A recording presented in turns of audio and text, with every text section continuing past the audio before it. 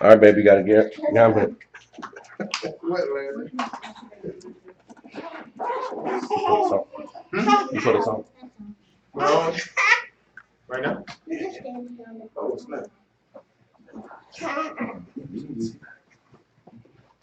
What's he doing, Larry? Oh, Sister Joy said she brought you banana. She brought us banana fish. She did? I was live. Praise the Lord. Mm-hmm. First kid. Tell her to say. She went to put some stuff in the car.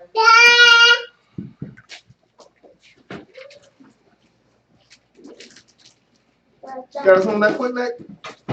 Oh, you got it?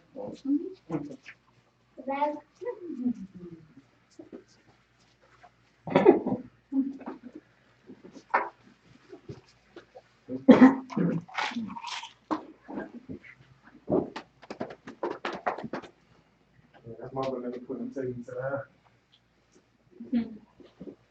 Take him to the house. All right, y'all ready? Yeah, we're gonna open up. Yep. All right, let's go. You ready? You go. No, not whole thing.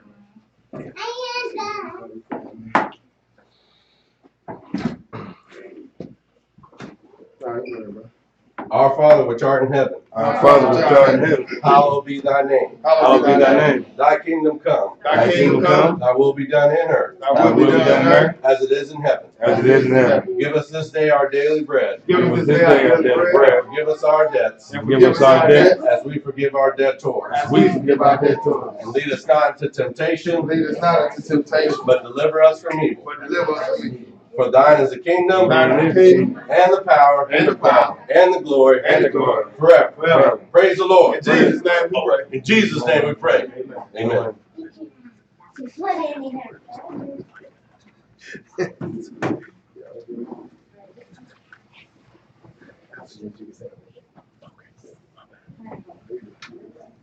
All right, so we're gonna go and open it up for any questions we may have until Brother Lyle to get in, and then we're gonna switch up. Got to step out for a second. So, any questions? 1 Corinthians 13:8.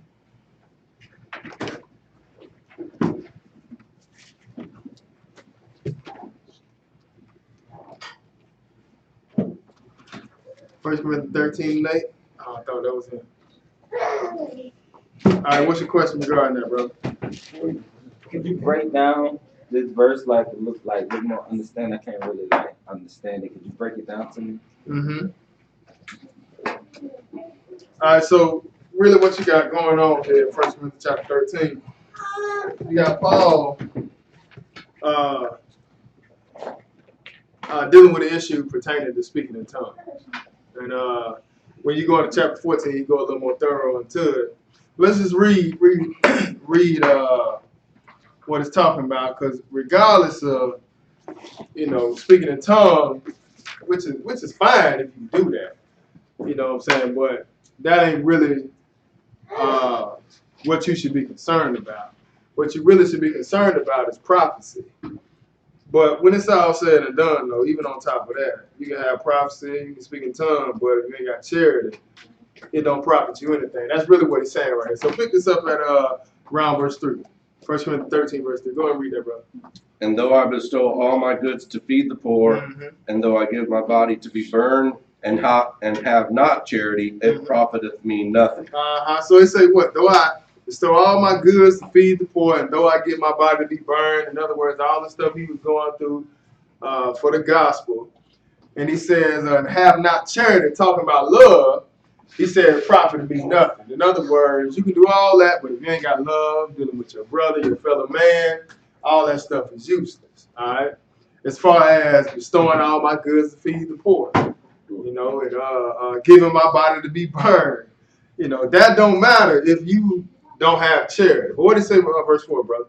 Charity suffereth long. So charity or love got a little patience. It suffer a long time. You say charity suffer long. What else? And is kind. Keep reading. Charity envieth not. So these are some of the characteristics of love. He say charity what? Suffer long and is kind. Charity envieth not. What else? Charity vaunteth not itself, is not puffed up, Keep reading. What else? doeth not behave itself unseemly, seeketh not her own, Right, so you're always concerned about the next man or your fellow man. What else? is not easily provoked, thinketh no evil, rejoiceth not in iniquity, but rejoiceth in the truth. That's what charity do. What else? Beareth all things, believeth all things, hopeth all things, endureth all things. That's right. So bearing all things, charity, like I said, you got a little patience. Bear all things, you put up with your fellow man, you know what I'm saying? You're a little, not so quick to put him to shame or showing embarrassment or nothing like that. He said, rejoice not, you don't rejoice in nobody's sinners and not like that. Or even with that being said, you ain't rejoicing in nobody's downfall either. But that's what charity do. These are some of the characteristics. So like I said, you can have all, speaking in tongue, you do all that stuff, man, but if you ain't got this charity, man, what good is that for? He said charity, what? Verse 8? Charity never fails. So love don't never fail. Keep reading. But whether there be prophecies, they shall fail. But so just keep in mind now, some people may have prophecies, but at the end of the day, that's gonna cease anyway. As far as the man is concerned. You see what I'm saying? Because the prophecies that the Lord put out there, they gonna happen. You know what I'm saying? Hey, some of them may not come to pass. But the point is, what he's saying is charity ain't gonna never fail. That's always good. You can always hedge the bet with love. You understand? So he said charity never fail, but whether there be prophecies, what? They shall fail. Whether there be tongues, they shall cease. That's right. So they ain't gonna be around all the time. What else? Whether there be knowledge, it shall vanish away. That's right. And that's usually what happens with man anyway. You know what I'm saying? So it's like it's around for a while. But man gonna die, man. But that love though, you know what I'm saying? That's something good to have on your record. As far as what you did in this life and stuff like that. It ain't really, you had some problems. John the Baptist known as a problem. You know what I'm saying? So ain't nothing wrong with that. But, the most important thing right here, what he's talking about having that charity. He said charity never fail, but whether there be prophecies, they shall fail. Go ahead, what else? Whether there what? Whether there be tongues, they shall cease. That's right, keep reading. Whether there be knowledge, it shall vanish away. Go ahead. For we know in part, and we prophesy in part. Right, so we don't know everything. And that's what you have to understand about the word. You got to be willing to, admit that too. You come into the word, it ain't about looking a certain way. It ain't about being puffed up. It's about humbling yourself because you ain't going to know everything. I don't care how long you've been in the word. You know what I'm saying? That's why you got to always stay in the word of God. Because he said, like Paul said, we know in part and we prophesy in part. So I'll be a fool to make you think I know everything. You know what I'm saying? Just like Paul, we know in part and prophesy in part. But what else? Verse 10. But when that which is perfect is come, then that which is in part shall be done away. So when that which is perfect is come, that which is done in part. And eventually, when it's all said and done, when we get to the end, that's when the Lord going to make all this stuff reveal. That's when he's going to open up all this stuff. You know what I'm saying? Until that time, we know in part and prophesy in part. When the Lord get back, though, see, that's really who we talk about as being perfect. God is perfect. You know what I'm saying? But he is love also. You know what I'm saying? So he is perfect. But when he actually get here, what we know in part and prophesy in part, that's going to be done away with. You see? So he say what? For we know in part and we prophesy in part, but when that which is perfect is come, then that which is in part shall be done away. But what is saying in verse 11? When I was a child, I spake as a child. That's right, keep reading. I understood as a child. I thought as a child. Right, and that's even the same way you do like in the word, though. You know what I'm saying? Some of us start off in the word as children. You know what I'm saying? So you still kind of have like some hiccups in the word of God. Like I saw a few things today, which is hiccups, but as far as young people in the word of God, I could have said something, but I ain't say nothing. Because I understand people in the word, they ain't always, it takes some time to start growing up in the word. You understand? So he said, when I was a child, I spake as a child, I understood it as a child, I thought as a child. But what happened? But when I became a man, I put away childish things. Right, so you even do that when you grow up. You don't carry on with the same, characteristics you did as a young man. You grow out of those things. But that's the same with the word of God. You still don't carry on the same way you did when you were, first coming into the word. You know what I'm saying? So that's my understanding on that. Hope that. So what else we got?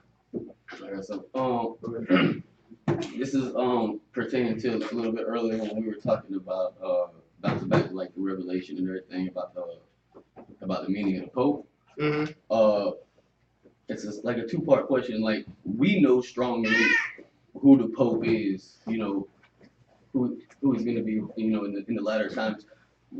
What is the significance to the Pope, to the Roman Catholics, as far as like in the end times? Is he anybody of meaning? You know what I'm saying? Oh yeah, absolutely. Yeah, he's king of the world. Oh, the king of the world. Okay, Yeah. so all right. Now we all know Jesus was that dude. You know what I'm saying? And there's only been one Jesus, yet there's been like a million popes. You know what I'm saying? So it's like, how do they justify that? As far as what? Like, the Pope is just a title. You know what I'm saying? But Jesus was a human being. Like, you know what I'm saying? He was God in flesh form. So it's like, we know the significance of Jesus, but as far as, like, we don't know, it's not going to be Benedict XVI or George, whoever. We don't know which Pope is going to be, but that's just the title. Like, so. Right, Pope just mean Papa. Okay. You see what I'm saying? It just mean Papa. Like Father. Right. You know what I'm saying? But he the king of the world. I can tell you that day. You see what I'm saying? Like he trying to like when you look at go to Revelation chapter 13. I'm gonna show you something. Because what you got going on today, like Brother Elijah was showing you today, that you really got the Roman Catholic Church. They done did away with Israel, the real priest of God, and they done picked it up, or the inheritance that belonged to God, which is it. The church belonged to Jesus. So they done picked up this inheritance and said that it belonged to them. Like the church, we run this thing, right? All right, so what you got with the Roman Catholic Church, you also got them doing some of the things that Levi did, which belonged to the children of Israel. You understand? You had the Levi tribe. And through the Levi tribe, the priesthood was passed down from their son, from Aaron to his sons, and stuff like that. Well, what the Roman Catholic Church did, they just passed it from one pope to the next pope. You see what I'm saying? So they act like they act like they're the ones that stand on your behalf now. You see what I'm saying? But that was given to Levi. Taking that verse we're reading earlier about Peter, about the church right upon this rock, and just taking that out of context. Right, taking it out of context. Yeah. So let me show you some of Revelation 13. Revelation 13. Let's pick this up at verse 18. 16. Revelation 13, verse 16. All right, go ahead and read that, brother. And he causes all, both small and great, rich and poor, free and bond, to receive a mark in their right hand or in their foreheads, and that no man might buy or sell, save he that had the mark. Okay, so now what we talking about right here, we talking about this Pope right here, right? But what he's saying is, it's going to come a time which we know is a great tribulation, where you're going to have, 3.5 years to bring number destruction in the world. And it's telling you about this, man. It say he calls all, both small and great, rich and poor, free and bond, to receive a mark in their right hand on their foreheads, and that no man might buy or sell, save he that had the mark or the name of the beast or the number of his name, right? All right, but that's going, the number of his name translates to something. All right, what it say in verse 18? Let's see what his number is. Here is wisdom. Let him that hath understanding count the number of the beast. For it is the number of a man, and his number is 666. Right, so his number is 666, right? All right, so when you look at the Roman numerals and go back to who this man is, it's Vicarious Philidai. All right, and that number comes up to 666. All right, it's Vicarious Philidai, and I ain't got the book with me, but you probably can Google it. The last 2 million years. But it's Vicarious Philidai. It means replacement of Christ. You see what I'm saying? And that's how you get the 666. But it's coming out of Rome. So it's more to it than just being the Pope. You understand what I'm saying? Like this man in this position right here, he's saying, I'm the vicar of Christ. That's what Vicarious Philidai means. It means the replacement of Christ. You understand what I'm saying? And that's what he's trying to do in his position. And it don't happen like that. It only belongs to Jesus. So right now he's the king of the world. You know what I'm saying? But he getting his power from Satan. So go look at Daniel chapter 11. See, Jesus, he was God and is God, but he came in the flesh as a man and died for the sins of man, and then went back to heaven. You know, and like he told Pilate, you know, when Pilate was asking him, was he the king? He told him, yeah, I was the king for this, to this end was I born. But he also told Pilate, if this is my kingdom, me and my servants will fight. You know what I'm saying? So he let him know, yeah, you know, it ain't time right now. But when he come back, he fight. He gonna take down all the kings of the world right now. I mean, when he returns. But Daniel chapter 11. Let's see here, Daniel 11, and let's pick this up at. Dang, man, I'm gonna have to pull up my other Bible. My other Bible got all my notes in it. You might have to go around verse 40 something. All right, let's see here. Daniel verse 11, starting at verse 34. Daniel 11 verse 34. Now when, go ahead and read. now when they shall fall, they shall be holpen with a little help, but many shall cleave to them with flatteries. And some of them of understanding shall fall, to try them and to purge and to make them white, even to the time of the end. All right, so we're talking about during the time of the Great Tribulation. You're going to have some people, you know what I'm saying, that's going to actually expose the Pope. You know what I'm saying? And this is what the Great Tribulation is all about during this time. You know, you got people that's going to get stuck back here during the time of the Great Tribulation. They're going to be exposing the Pope and stuff like that. And the Pope going to turn on them. He's going to have his army come after them to take them down, right? And that's why I say now when they shall fall, they shall be hoping with a little help. But many shall cleave to them with flatteries. Like some people don't actually say, well, man, you know, what y'all saying is we believe that, man. So they're going to start cleaving to them because of the word that they've been preaching. You know, a lot of people going to change their mind in the Great Tribulation. But what he says, and he says, some of them of understanding shall fall. Some of them going to get killed for the word of God. The ones that got some understanding, right? It says to try the ones that's been cleaving to them with flatteries. You know, like you may listen to Brother Julius during the Great Tribulation. He may preach the word to somebody. That person may say, well, yeah, man, I believe it. I'm going to serve your God. Next thing you know, when one of the Pope's servants come and kill Julius. And that brother who just converted, see that. Now he got to make a choice. You want to serve the same God? You want to get your head chopped off? I hate to use that as an example, bro. I don't want to use myself. You know what I'm saying? Because I plan on being God. You know what I'm saying? But the point is, you know, they got to make a choice at this point. That's why it says, some of them of understanding shall fall to try them and to purge and to make them white, even to the time of the end, because it is yet for an appointed time. But what is that verse 36 though? And the king shall do according to his will. Oh, wait a minute. It's saying the what? King. And the king. See, we're talking about the Pope right here. This is the one that's going to bring all this destruction on the world. But the Bible is what? It's calling him a king. Because he's the king of the world. That's why everywhere he traveled, I don't care how many times they pass it down. Wherever the Pope go to, you know, whoever's in position at the time, the world is always worshiping him, no matter where he moves. Why? Because he's the king of the world. You understand what I'm saying? Like he's bigger than Obama and Donald Trump. You know, he's bigger than all these guys. Like he is the king of the world right now. He gets his power from Satan. It's just a matter of time before he go into perdition and start making you forcing you to serve what it is he pushing out here. That's why the Bible calls him a whore. You know, and then that's why I say he was drunk with the martyrs of you know, he was drunk. Somebody, what did you see earlier? I can't remember. But in other words, people that believe in Jesus, he's going to be killing them. Put it that way. That's where the beheading going to be coming from. You see what I'm saying? He's going to be killing people that actually believe in Jesus. But the Bible called him a king. It's saying the king shall do according to his will and what? And he shall exalt himself and magnify himself above every God. Oh, okay. So now even his God, even his fathers, we saw today that even his fathers had some, you know, had some type of respect for God back then. You know, the Gentiles, they was dealing with it. You know, even now today, you have some people that kind of believe in God a little bit. You know what I'm saying? But back during the day when Paul and was saying, hey, you had some of them converted. But he don't care who it is. He ain't finna be dealing with no God. He don't care who it is. You gonna worship me. You know, that's why he's going to stand in the temple of God, showing himself that he is God.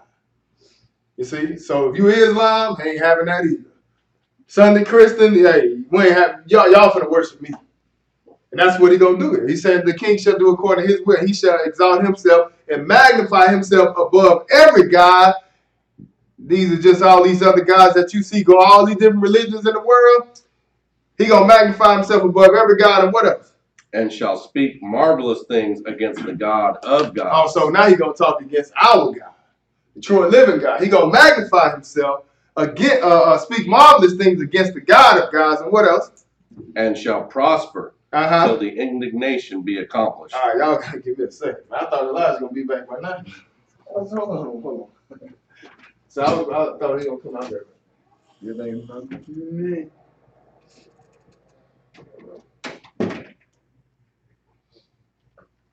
Basically, like every pope, they get, you know what I'm saying? Like, they get in after the last one, like they all hoping this stuff jump off, man. So, you know what I'm saying? So they can be that dude, you know what I'm saying? Basically, they're like, Yeah, I mean, spot, you know what I'm saying? Like, get on out of there, Benedict. It's like They blackball Benedict out. No, I don't half know. to 10, half to 10, half to 10. Right. Is it gonna win? Right? that's the other one. They know the scripture. Yeah, and then, oh, of course, yeah, of course. And, you know, he ride around in the glass box with the bulletproof box and everything. That's how he ride around. Like when he parades himself around, he's like in the little bulletproof glass box. So That's that's just straight. He know he got to talk about security of the world. talk a lot of the world. You know, this could happen while you're in power. So I wonder who, when they read these same scriptures, who they depict it is. If it's so blatantly obvious, you know what I'm saying? I'm gonna say that's really the whole Bible. It's like modern day. Okay. All right, so let's go to 1 Thessalonians real quick. But it's only gonna be one when it's all said and done. It's gonna be the Lord. It just ain't his time right now to step in. But he gonna step in though. 2 Thessalonians, I believe. 2 Thessalonians chapter 2, and pick it up at verse 1. Now 2 Thessalonians chapter 2, verse 1. All right, you're gonna read that. Oh, yeah. Now we beseech you, brethren, Mm-hmm. by the coming of our Lord Jesus Christ, and by our gathering together unto him, that ye be not soon shaken in mind, or be troubled, neither by spirit, nor by word, nor by letter as from us, Mm-hmm. as that the day of Christ is at hand. All right, so now what we looking at right here, we're looking at the end of the world. That's why I say, or the second coming of Jesus. This is what Paul talking about. He said, now we beseech you, talking about beg you, brethren, by the coming of our Lord Jesus Christ, and by our gathering together unto him, that you be not soon shaken in mind or troubled, neither by spirit, nor by word, nor by letter. So don't let nobody come and tell you, that the Lord is coming back, because some things have to unfold in order for it to happen. So he said, no by word, no by letter as from us, as that the day of Christ is at hand. Let what? Verse 3. Let no man deceive you by any means, for that day shall not come, except there come a falling away first. Right, and this is what Paul was, this is where we at right now today. We are in the throes of a falling away. That's why ain't too many people dealing with the word of God. You see? So in order for the Lord to come back, this falling away got to happen. That's why he says, let no man deceive you by any means, that for that day should not come, except there come a falling away first. And what's going to happen? And that man of sin be revealed, the son of perdition. Right, but these are signs that's going to show you the coming of the Lord, how you know we're getting closer. Now, we exposing him now on a small scale, but it's just a matter of time before the whole world going to know about this guy. He going to go into perdition. He's saying that means destruction. They're saying that man of sin be revealed. See, he got many different names. He got his name is abomination and desolation. He got a mark. He got a name, and the number of his name is 666. You see what I'm saying? Which is considered the mark of the beast. Something that you're going to have to show you represent this guy. You see? But the Lord warned you about him in Matthew 24. But he said, that man of sin be revealed. That's another name, the man of sin. You see? This is where all this stuff is coming from. You know, you ain't got to keep the diet till all you can eat anything, just pray over. That's where it's coming. It's coming out of Rome. You know, God is about you being holy. That's why he tells in Leviticus chapter 11, be ye holy for I'm holy. You know, but this man here, he goes against everything that God has said. The Lord said, remember the Sabbath day. What did he say? He said, nah, we're going to remember the first day. You know, the Lord said, remember my death was just Passover. We said, nah, we're going to, celebrate your birth, December 25th. Got nothing to do with Jesus, right? That's why the Bible calls him the man of sin. This is where a lot of all this wickedness originates from. All right? But it ain't just somebody that you can't see. It's somebody that exists now. You see, even today, like with Francis over there in Rome. Like he's starting to say a little, crazy things like Adam and Eve was a fable. You know what I'm saying? Like even gays can get into heaven now. Like where'd that come from? You know what I'm saying? This is where all this wickedness is coming from. He's just behind the scenes on a small scale. He ain't really forcing his hand right now. He will soon though. But he said he got to be revealed, in order for this day to happen, talking about the Lord to return. If that man of sin be revealed, the son of perdition, who do what? Who opposes and exalteth himself above all that is called God. So from the God in the heavens, he gonna exalt himself above him. Who oppose and exalt himself above all that is called God. So we think that some of the little things we see going on today, little statements he make, or different laws that's being changed, hey, that's nothing. It's going to come to a point where it's going to get even worse than that. That's why I say who oppose and exalt himself above all that. Anything that got to do with God, he is against it. You want to get married and have a wife, he said, nah, it's okay for two men to be together. All that stuff come out of Rome. Why you think they be messing with little boys? But he said, who oppose and exalt himself above all that is called God, or what else? Or that is worship. Or that is worship. Keep reading. So that he as God sitteth in the temple of God. Now notice what he's going to do though. He ain't doing it right now, but this is what he's going to do in the future. It says so that he as God, so he's going to portray himself as God, and what he going to do? Sitteth in the temple. And he going to sit in the temple of God. See, we ain't got a temple built right now, right? But they trying to build that temple over in Jerusalem. See, that ain't the temple where Jesus going to sit himself. This temple that they finna build, these fake Jews, that's where this man of sin going to come sit. And once he sit there and stand in the temple saying, I'm God, hey, you need to be in that wilderness at this point in time. Because the great tribulation finna start. That's when he going to start cutting people's heads off. That's when he going to start tearing you up if you ain't worshiping him. That's when you're going to have to make a choice. If you ain't already got to the place of safety, at this point, you got to make a choice. Who you going to serve?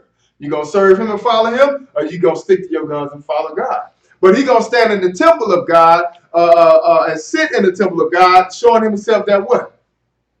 Showing himself that he is God. Keep reading. What it say? Remember ye not that when I was yet with you, I told you these things? And now ye know what withholdeth that he might be revealed in his time.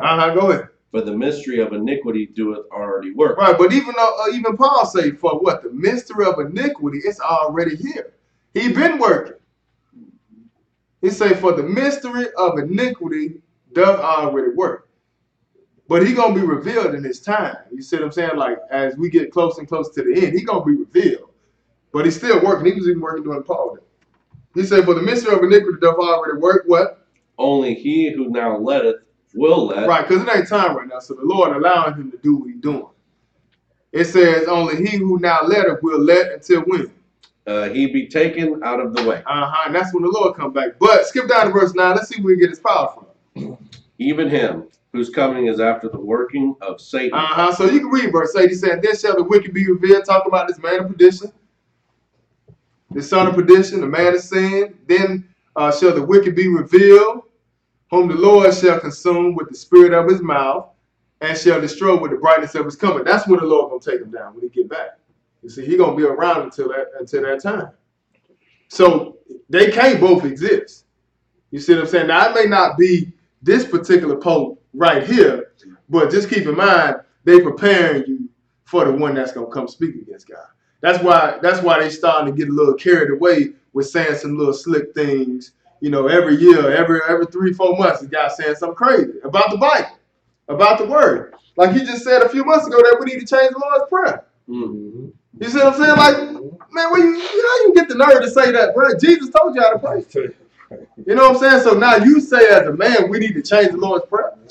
Go ahead. Do they like the other religions got Qurans and everything? Do they read out the same Bible? Who? The Quran? Catholic people. Nah, they got their own Bible.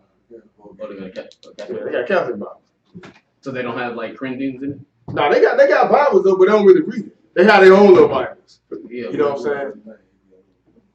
Yeah, because like in Corinthians where it says, every man's blessed with a gift, some with the gift of, speaking or whatever. Right. He's like, if I could have it my way, everybody would be like me and go without. But since everybody is not that, disciplined or whatever the case is, for it is better to marry than it is to burn. Mm-hmm. You know what I'm saying? Like, how the Catholic people say, don't marry or whatever the case is. That's for the reason why Paul was saying that is to avoid, like if you and your wife have some type of like abstinence against sex, like let it be agreed for a due period of time, and then y'all reconcile. Fasting and prayer. Yeah, right, fasting and prayer. So Satan can't tempt you to lead you straight to another person or a little boy.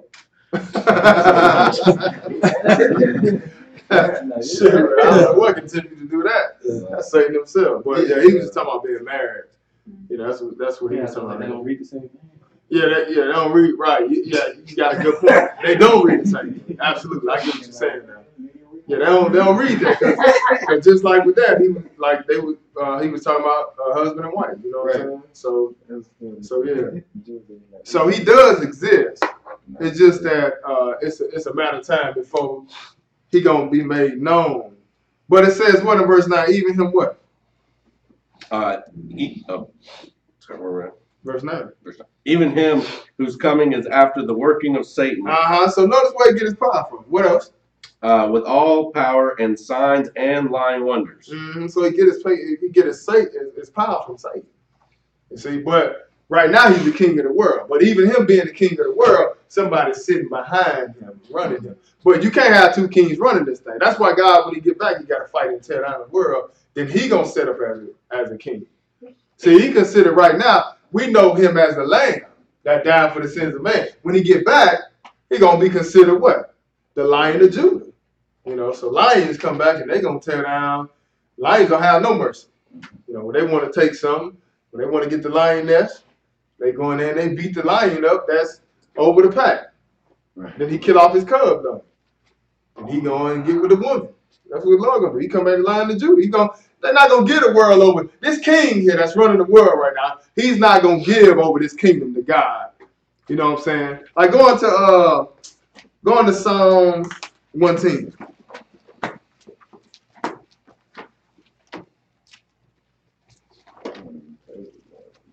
I think that's what I want. Psalm 110.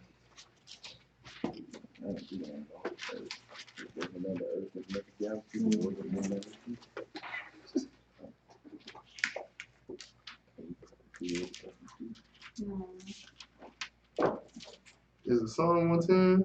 Yeah, we'll look at that, but it's something else I want to though. Go and start at verse 1.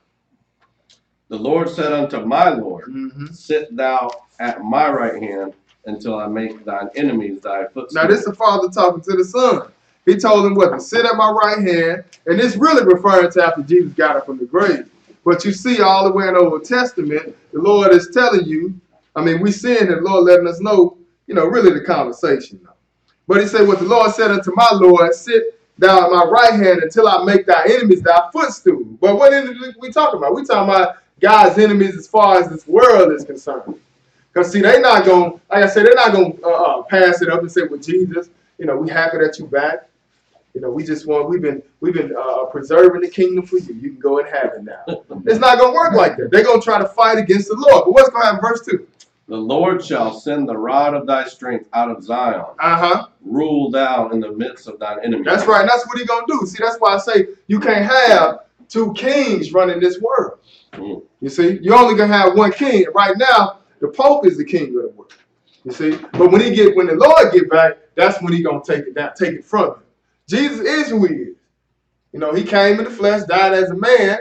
He was a God in the beginning. came in the form of a man and died for the sins of man, went back to the heavens. Now he's sitting on the right hand of the Father, waiting for his enemies to become his footstool. So he can't, he got to wait for all this stuff to unfold. You know what I'm saying? Like we see prophecy that the Lord has given us in the Bible. It all has to unfold before the Lord can come back. We start to see it pick up though. So he said, the Lord said unto my Lord, sit down at my right hand. This is the Father talking to the Son. He told him, sit at my right hand until I make thy enemies thy footstool. Then he said, the Lord shall send the rod of thy strength out of where? On Zion. Keep reading. Rule thou in the midst of thine enemies. And that's what he gonna do. He gonna come and take the word. That's why he told Pilate, this is my kingdom. Me and my servant would fight. You see? But it ain't time. When he get back, he gonna come and take down the world. Guess what he gonna do? He gonna rule in the midst of his enemies. That's just like a lion. He come and take off the other lion. And then he take the women. And the women probably hate him. The lionesses probably hate him because he just killed off. He don't care though. He ruling it. Shoot, it don't matter to him. He say what? Verse 3.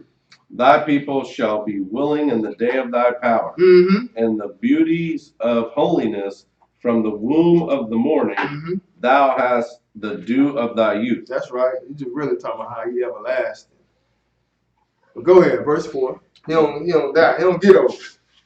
The Lord hath sworn and will not repent. Thou art a priest forever after the order of Melchizedek. The Lord, without father, without mother, no beginning of days, no end in this life. See, yeah, the priest after order of Melchizedek, the priest after order of Melchizedek, it didn't do like Levi. Levi, it would be passed down from one son to the next son and stuff like that. But he's saying he a priest after the order of Melchizedek. In other words, it belonged to, he a king. Melchizedek, like I said, it's a title. So you look at Melchizedek, up under Melchizedek, you see king and priest are the Most High God. King and Savior, priest of the Most High God. Well, that king and Savior is just talking about king of Jerusalem. See what I'm saying? Priest of the Most High God, if we talk about the intercessor between God and man, that's Jesus. But you're seeing it in the Old Testament. He said, the Lord has sworn that it would not repent. Thou art a priest forever after the order of Melchizedek. Verse 5. The Lord at thy right hand shall strike through kings in the day of his wrath. Oh, notice what he going to do, though. In the day of his wrath, he going to kill a lot of kings. The ultimate one he going to get is the one that's ruling the world from behind the scenes. So you got many kings, but you got this one king that's over all of them. Besides Russia and China, because they kind of do their own thing. See, the Lord even preserving them. That's who the Lord considered his army. He'll let you know that in Joel chapter 2. See, Satan got his own army. Satan got his own army, and then the Lord got his army. You see, not to say that they serve God or nothing like that, but the Lord preserving them, and this is who's going to take down the European Union. You see? So it say what? When it's all said and done, he said, the Lord at thy right hand shall strike through kings in the day of his wrath. Verse 6. He shall judge among the heathen. This is what the Lord going to do. He going to judge among the heathen or the nations that don't know God. What else? He shall fill the places with the dead bodies. See, don't nobody read about this guy, though. He said he going to fill the places with dead bodies. That's why I told you, like, they ain't going to just pass up the kingdom to God. When Jesus get back, they ain't going to give it over to him peacefully and stuff like that. They've been ruling too long. But he said he's going to judge among the heathen. He going to fill the places with the dead bodies. Keep reading. He shall wound the heads over many countries. That's right. Go over to Psalms chapter 1. Psalms chapter 2. Let's see something.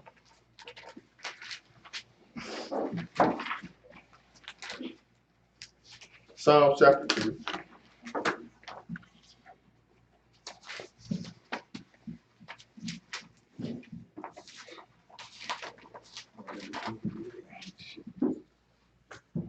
Go and start at verse 1.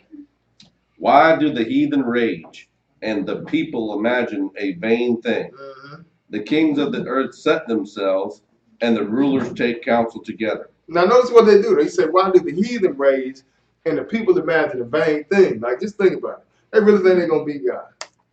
That don't make sense, man. That's vain. Like, it's not going to happen. That's a vain thing. Why do the heathen rage, and the people imagine a vain thing? What else? The kings of the earth set themselves, and the rulers take counsel together. But notice who's doing it. They say the kings of the earth. Because it's a battle that's going to happen. It's a war going to take place on this earth. Armageddon that's going to happen. The third world war going to happen on this earth. So he say the kings of the earth set themselves, and the rulers take counsel together. They sitting down trying to come up with ways to fight against God. They take counsel together against who? Against the Lord. Oh, talking about the Father here.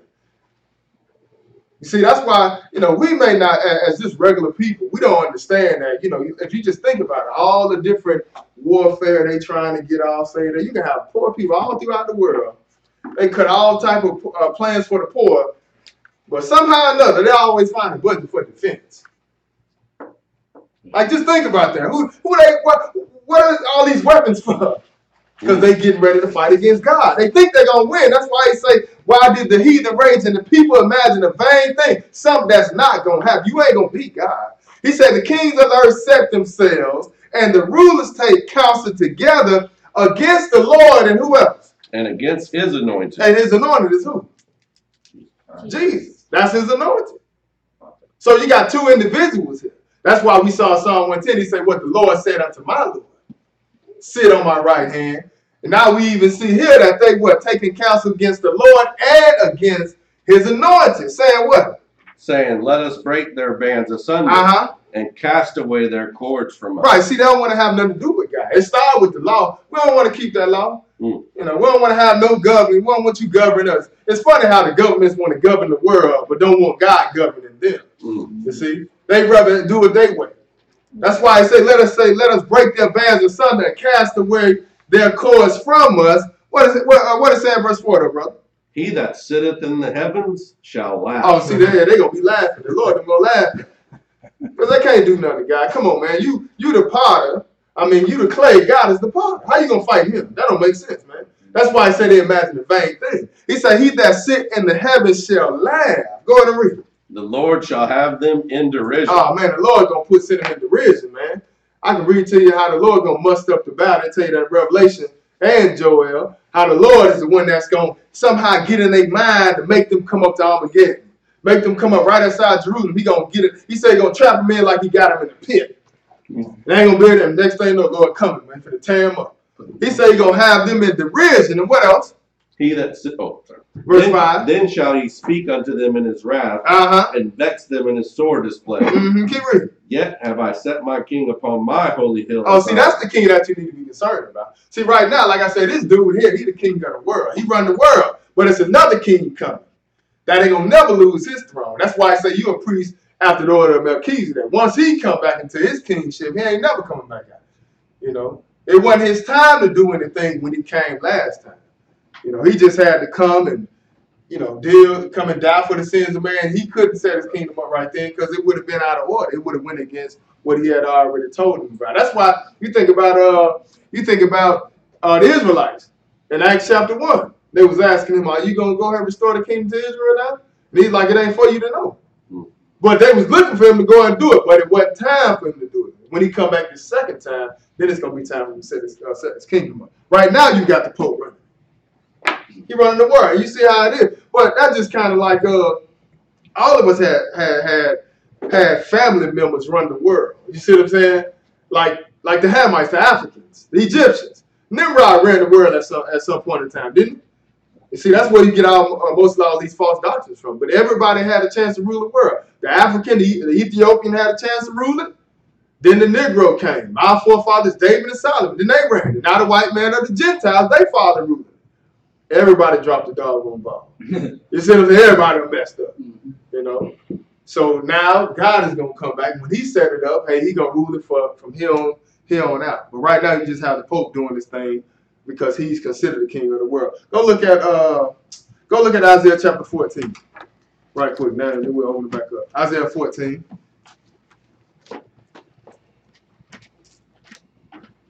Like now that I'm aware of that, it just makes it like it makes it so much more real. You know what I'm saying? Like, oh, man, this dude on earth, for real.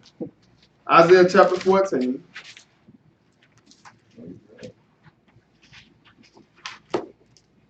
Start at verse 1. Now start at verse 4. That thou shalt take up this proverb against the king of Babylon and say, how hath the oppressor ceased? The golden city ceased. Right. Now, but see, like right now, we got somebody running the world. We up under Babylonian rulership right now. But it's somebody that's behind the scenes that's actually running Babylon. And it's Satan. And that's why he's saying here, you read Isaiah 14 and 1, talk about how the Lord going to come and set Israel free, and they won't have to worry about being in captivity and working for nobody no more like they was made to serve during this time. But he said that thou shalt take up this proverb against the king of Babylon. Because just like Satan, the king of Babylon, another place called him a king of Persia. You see what I'm saying? It's just like every time the kingdom is passed down, the one that's behind the scenes, as far as when the Gentile dynasty started with Nebuchadnezzar, it was passed down to the Medo-Persian Empire, which would be the Russians and Russian Iran. Then it was passed down to Alexander the Great. Then from him, it was passed down to the Roman Empire. But each and every time, behind the scenes, it was Satan that was behind. You see? And the beginning of the Gentile dynasty is what started Babylon. That's why even all the way down to the day, it's considered mystery Babylon. Because to the world, it's a mystery. You got some people thinking America Babylon. Now, America ain't Babylon. America is a leaf on a switch. That's it. You got, this country just existed, about 400 years? If that, But you got countries that have existed thousands of years, man. These are the big players in the grand scheme of things. Those are the players, Like Rome has been around for a long time. America just came around 40 years ago. You see? And people think that it fell in 476 AD. It might have fell physically, but spiritually, this is how they get it. But behind the scene is still that king that's been behind it the whole time. He's saying at the end, thou shalt take up this proverb against the king of Babylon and say what? How hath the oppressor ceased? The golden city ceased. The Lord hath broken the staff of the wicked and the scepter of the rulers. He who smote the people in wrath with a continual stroke. He that ruled the nations in anger. Right, and you think about it, he got cast out of heaven. So he ain't down here happy about nothing. He trying to get as many people as he can take with him. That's why I say he that ruled the nations in anger is what? Is persecuted, and none hinder. But this when the Lord gonna take Satan down. When the Lord take him down, but he also considered the king of Babylon. He's the one that's behind the scenes. So you may physically see the Pope of Rome, but there's one behind the scenes that's the real king that people ain't paying attention to. You understand? But hey, just like Satan told Jesus, you bow down and worship me, I'll give you all this stuff. How you think Rome get their money? They riches and stuff like that. They running the world. Yeah, they've always had it. As long as we know. But it started with Nebuchadnezzar. That's why the Lord tell you in Jeremiah 25, he's gonna pass it down to his sons. Like the inheritance is gonna go all the way down to the Roman Empire. And they still ruling the world right now. So when the popes exposed and everything, and the one pulling the strings is still on earth. So they're both gonna be on earth at the same time in a physical form, or he's gonna Satan and the pope. No. Satan is here, but you just don't see it. So he'll still be spiritual. Yeah, but if you notice what's gonna happen to him though, it say he who smote the people in wrath in verse 6 with a continuous stroke, he that ruled the nations in anger is persecuted, and none hindereth. So at this time when the Lord get back, Satan gonna be taken down. And the Lord gonna take the Pope, the physical Pope, and the beast, or the beast and the false prophet, they go into the lake of fire. They're gonna be in the lake of fire 1,000 years before Satan even get there. They're going to be burning for 1,000 years before Satan even hit the lake of fire. They're going to be burning there first. And then on top of that, Satan going to be locked into the bottomless pit for 1,000 years. In other words, he won't be able to run freely like he's doing right now. Michael's going to take him down. You see what I'm saying? But he's not going into the lake of fire. He'll go into the lake of fire after the 1,000 years is complete. That's when Satan hit the lake of fire. You see what I'm saying? After his 1,000 years? After the Lord's 1,000-year reign on this earth is complete, then Satan gonna be loose for a little season. Then after that, then he's gonna be carried in the lake of fire. You see? But it's telling you right here, say what? Verse 7. The whole earth is at rest. Right. See, right now it ain't at rest. He ruling the nations in anger. Where do you think all this killing come from? Where y'all think all this wars and rumors of wars coming from? All these evil spirits that's going on. Death is all outside your window. Everywhere you go, death is here. Why? Because Satan is running this thing. God allowed him to do it though. See, he can't do anything he wants to. But God give him that. God allowed him to go and do what he, go and kill and all this type of stuff.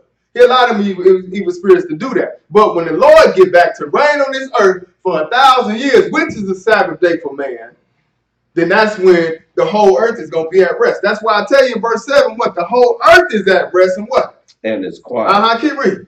They break forth into singing. Right, because Satan ain't going to be in the bottomless pit now. Then the Lord going to bring long life back into the earth. Men going to live 900 some years. You know what I'm saying? He's going to bring all that back. A child going to be 100 years old. A sinner going to be accursed at 100 years old. But you're going to look at a child, you know, at 100 years old, like, oh, look at that. That baby's so young. 100 years old. You see what I'm saying? Yeah. You know. So right now we look at somebody that's 20 years old. They end up down. I mean, young man. You know, 100 years old. That's gonna be the age of a baby at that time. You see, right?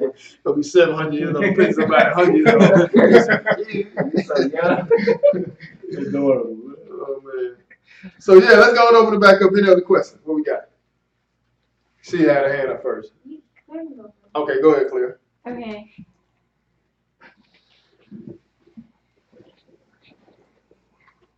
Okay. Looking at Ecclesiastes 12:13, how do we balance being an employee and the duties involved with one's job with being a servant of God and the duty to fear Him and keep His commands? It depends on what the duties of the job call. You said, looking at Ecclesiastes 12 and 13, how do you balance the duties of a job and the duties of Ecclesiastes 12 and 13 as far as keeping His commandments are concerned? You never compromise what God says you do. You never compromise. Everything else has to take a backseat to what God says.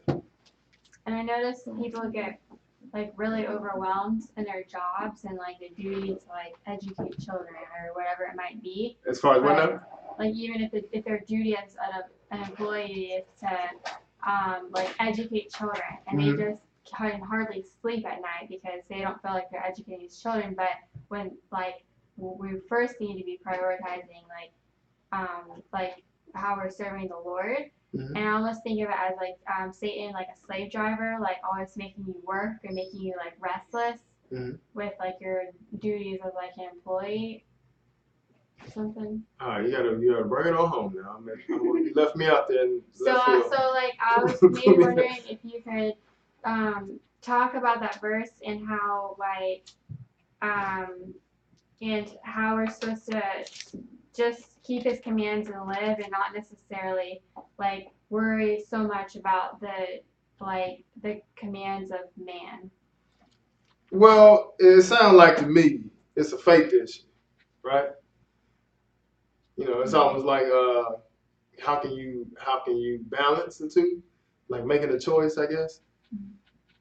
Like keeping the Sabbath day or not keeping the Sabbath day. You know, worrying about you possibly losing your job for keeping the Sabbath. I'm not worried. No, not you. But I'm saying, is that the type of question? Yeah. Like, how will we deal with that? Really? I'm saying that's really what you're getting at. Okay. No, is that it? Well, no, but that's fine to answer. No, well, no. I need to hear you. I need you to ask your question. Like I was thinking, like for like even like specific people that I know that really wrestle, like they can hardly sleep because they feel like God has given them the duty to like educate children, and if they don't pass them, they're gonna fail, and it's gonna fall on them. These are their children. Okay. All right. So the first part of that right there, what are you getting at? Do you know somebody that you've been trying to get a word to? And you've been trying to get them the word? Yeah, I mean, yeah, or just people I just watch and care about and maybe pray for, you know, and I just see them, like, I see that they know some truth, but that might be their stumbling block. Right. That as far as what? Putting their work before the Lord. You know, and putting, like, they don't realize, like, oh no, the Lord's just said, just fear me, keep my commands, and like live. And they're all worried and consumed and can hardly sleep about all this other stuff. And right. It's like, so are they consumed about the kids learning, or are they consumed with being able to actually have a job? No, which one is it? Yeah, that's true. I don't know. It could be either, I guess.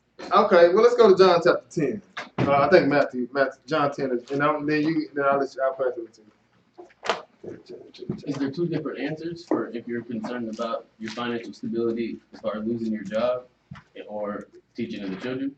Because I think I'm just trying to. I think, cause see, mainly what you have people because they don't have faith, man. They like to use excuses, and one of the best excuses you can use, the children. I gotta teach the kids. This is why I can't do it. No, whatever. We don't see what God say about that. Because on the flip kids. side, the light bill don't pay itself. Say it again. On the flip side, like the light bill don't pay itself. Yeah, but God take care of it. Yeah. You know what I'm saying? Like you gonna at some point you have to make a choice. You gonna have faith in God, or you gonna do what you want. Right. You get what I'm saying? Like that's the whole that's what this is all about. That's what this walk is all about. It's faith. You ever seen God? Never seen him happen. But you believe, right? All right, so at some point your action gonna have to show that you believe. You know what I'm saying? But the Lord even told you about that when I think it was Didymus, when he came to he was like, I ain't gonna believe that Jesus died until I put my hand in the side. I think it was Didymus, wasn't it Thomas? Thomas, yeah. Yeah. He said, I ain't gonna believe until I put my hand in the side. Then he came, on a few days later, and the Lord told him, come and put your hand on the side. He put his hand in the side, and he was like, oh yeah, I believe. And he was like, well, blessed are the ones who ain't here and believe. You see what I'm saying? Like, so, you got that's what this is all about. We have never seen Jesus before in our life.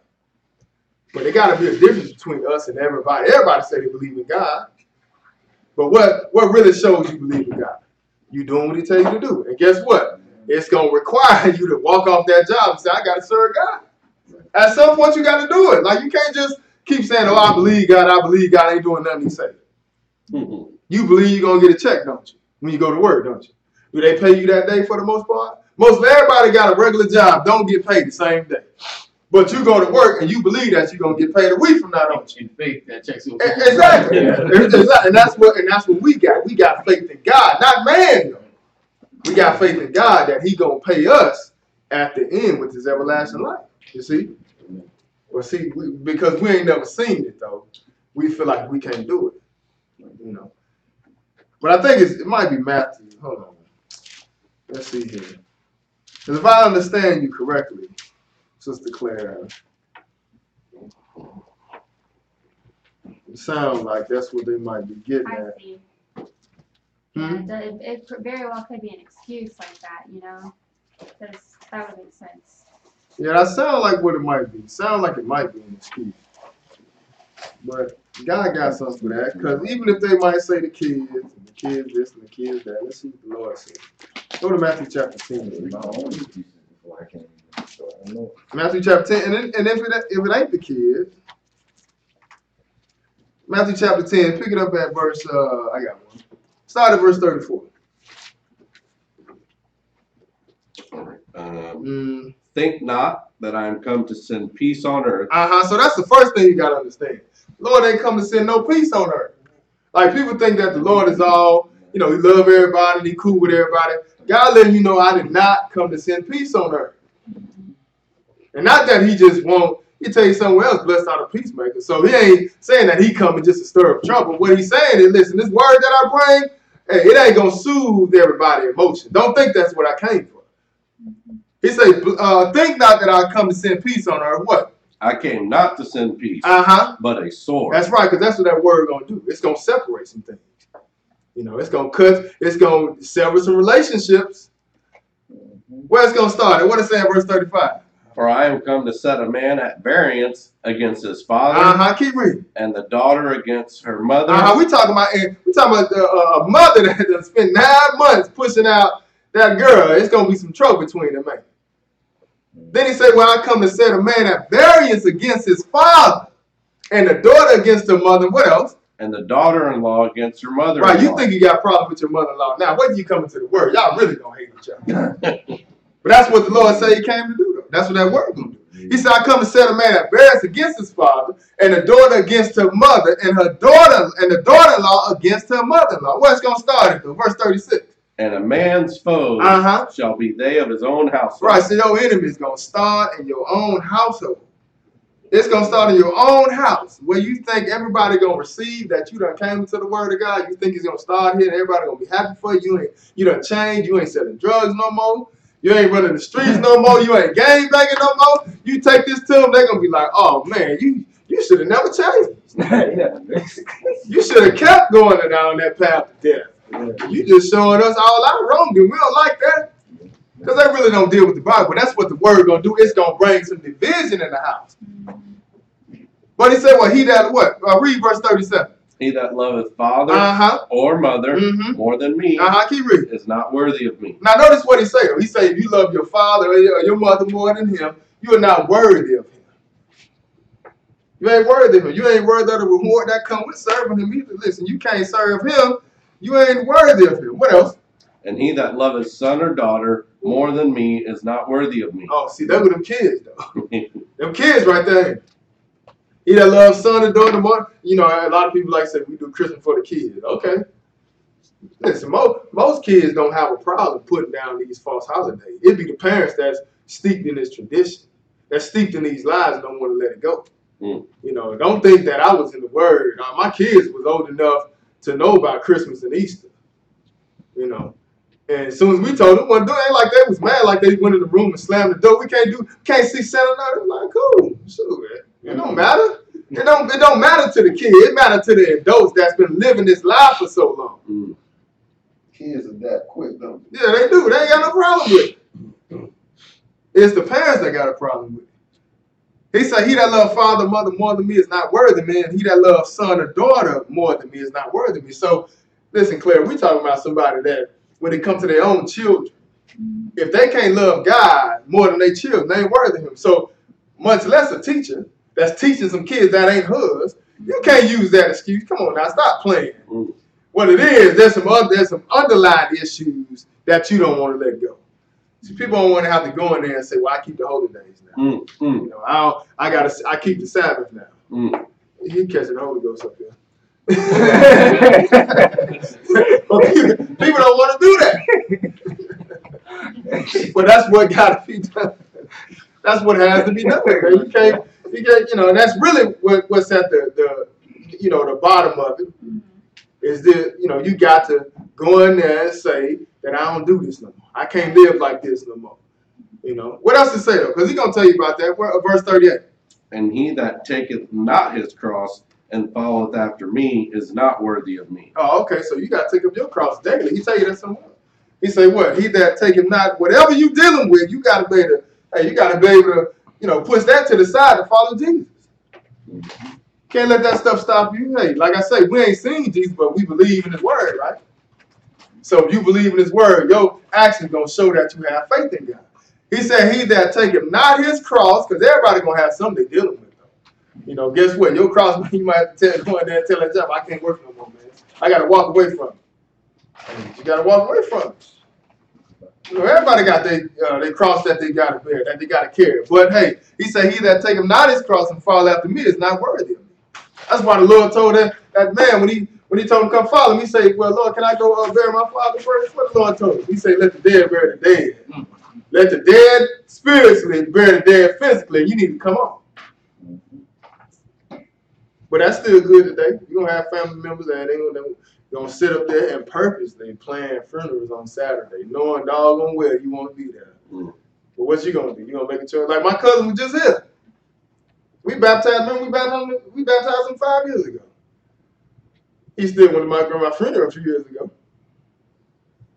Took pictures, decked out. And I told him, like, man, you can't go to grandma's funeral, man. Man, that dude hit me like 2 days. Like, man, I can't do this, man. Like, I'm done with this. he couldn't do it, man. And I just had to pray about it. I prayed about it. I was like, man, you got to be kidding me, over a funeral, man. She dead. She don't know nothing.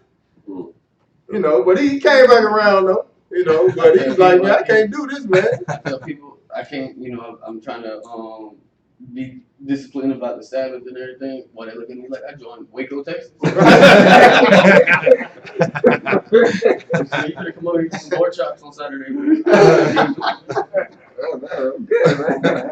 Oh man, but go over to Ecclesiastes chapter 12 right quick, and then then we're gonna have Brother Elijah come on here and answer these questions. Not to say that I don't want to answer, but you know, who better than my teacher for us to get understanding from him? Please, Ed, I know you probably tired. I got your back. Way back.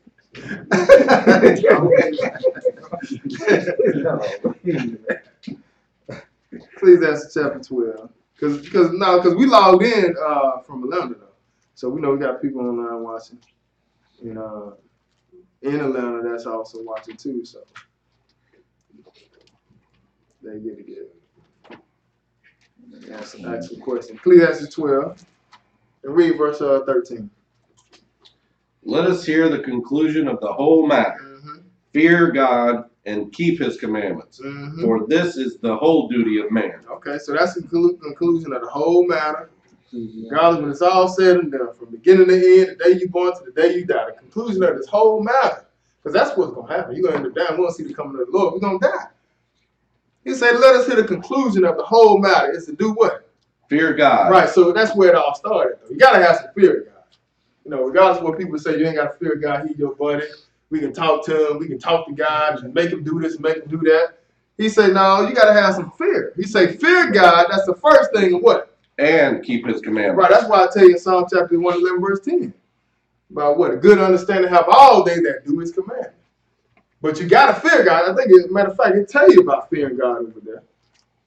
Let me just breeze through it right quick. I hate to misquote it. Psalm 111, verse 10. It say the fear of the Lord is the beginning of wisdom. And that's what he's saying right here, though. But that's the beginning of your wisdom. He say, fear God in verse 13 and keep his commandments for what? For this is the whole duty of man. It's just some of your duty. It's the whole duty, right? That's why I say, you know, you get out of high school and everybody say, we need to go around the world and find yourself. Mm. I mean, what if you don't stop? That's what they told me back in the day when I was coming. You can go around and go find yourself. Go sow your oats and all that type of stuff. But God telling you what it is right here. You find yourself when you do what he tell you to do. He say, fear God and keep his commandments. This is the whole duty of man. So regardless of the job, regardless of the kids, you know, you want to do what God tell you to do and fear God and keep his commandments. So hopefully that'll help out a little bit. But we're gonna let Brother Elijah come up. So your thing right too. Thanks, man.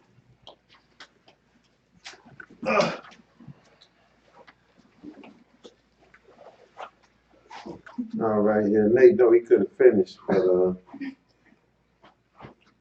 you know, he missed teaching today anyway. He had to get his fix in. He used to teaching every week. But appreciate him coming down to read for us, brother. So y'all already into it. Somebody else got a question?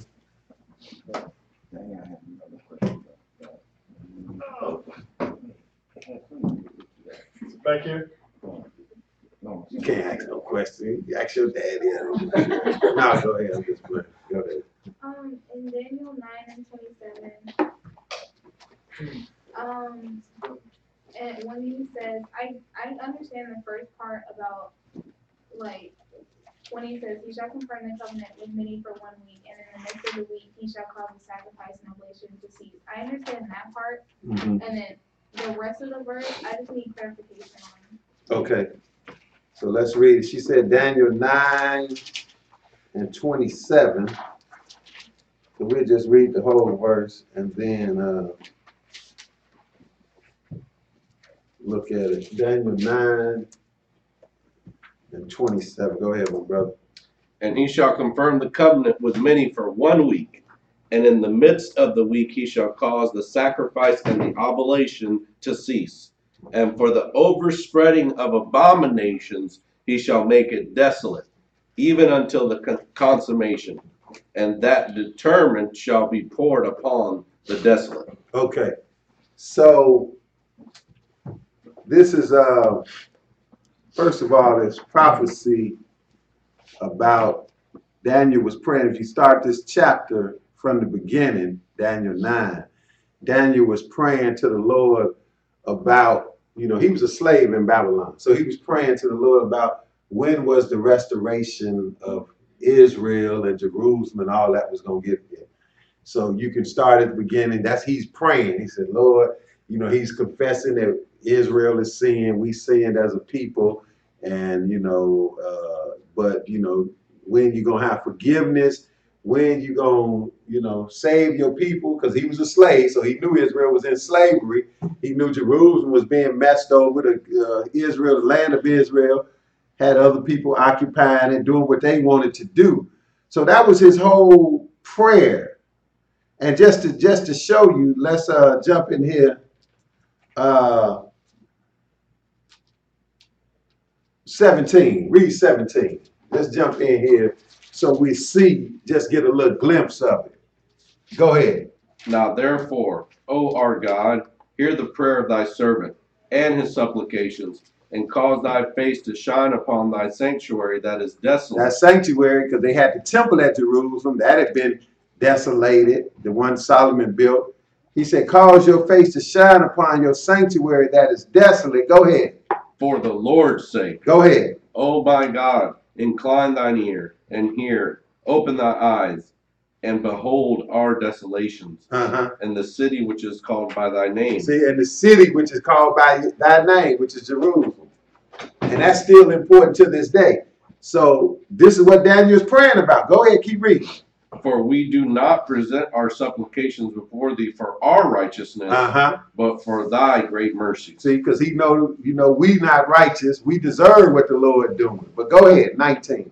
O Lord, hear. O Lord, forgive. O Lord, hearken and do.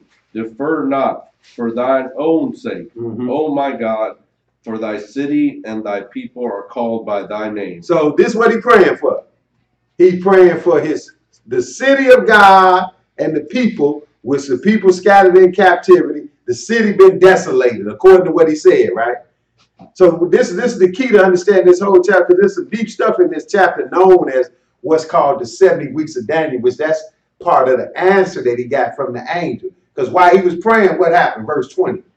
And while I was speaking and praying and confessing my sin and the sin of my people Israel. And see, that's what he's praying for. Confessing his sin, the sin of his people Israel. What else? And presenting my supplication before the Lord my God for the holy mountain of my God. The holy mountain, which is the land. Go ahead. Yea, whilst I was speaking in prayer, even the man Gabriel, whom I had seen in the vision at the beginning, being caused to fly swiftly, touched me about the time of the evening oblation. So the Lord sent the angel to give him an answer. The man Gabriel, which is an angel, flew over, and while he was praying, touched him. He got kind of faint at first and shook up, because you somewhere by yourself praying, all of a sudden you see another cat over there, that's gonna shake you a little bit. People be talking, it's preachers in church like, oh, the Lord came and talked to me, and look, when angels showed up, people were scared to death. Because you really,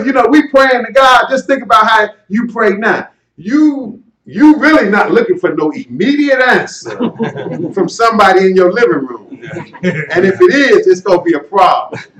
You're not going to take that lightly like, oh, what took you so long, angel? No, you're going to be shook up. So that's what was happening to people that experienced this thing. So that's what's going on with Daniel. He kind of, got shook, but then the angel is going to give him some instruction on what he was asking about. That's what he's going to instruct him. So, and that's what it is all the way down to the verse in question. It was some answers to his prayer about Jerusalem, his people, and when is the Lord going to have mercy? So, and the answer to that concern or prayer that Daniel had, it obviously, it centers around one individual, and that's Jesus, the Messiah, because Jesus is the one that's ultimately going to prepare things. And he was prophesied here. So Gabriel came, and Gabriel started talking to him, and he told him, I was sent from the beginning when you started praying, but now this is the answer. We're going to start at verse 24. We're going to blow through this because this is known as 70 weeks of Daniel. So we're going to get into it all right now, but this will help us understand what he getting to at verse 27. Go ahead, verse 24. 70 weeks are determined upon thy people and upon thy holy city. Well, that's what he was praying for. So it makes sense to give him an answer about what he was praying for. See, people have came here and they tried to figure out one of these verses. They tried to make it like it's about an antichrist, and this is where they get a 7-year tribulation from this chapter. This don't have nothing to do with the antichrist in this chapter or whoever. It don't have nothing to do with great tribulation in this chapter.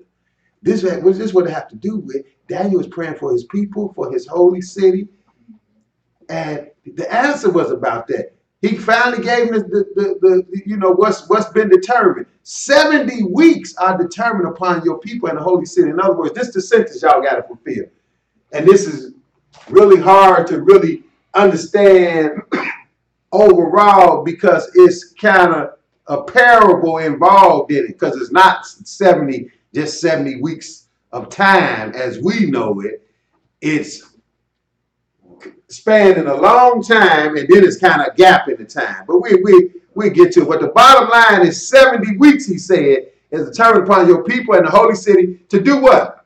To finish the transgression. And do what else? And to make an end of sin. But that's going to help everything if you can do that. Go ahead. And to make reconciliation for iniquity. That needs to be done. Go ahead. And to bring in everlasting righteousness. Well, that'd be great. That's going to address Daniel's concern, bring in everlasting righteousness. Go ahead.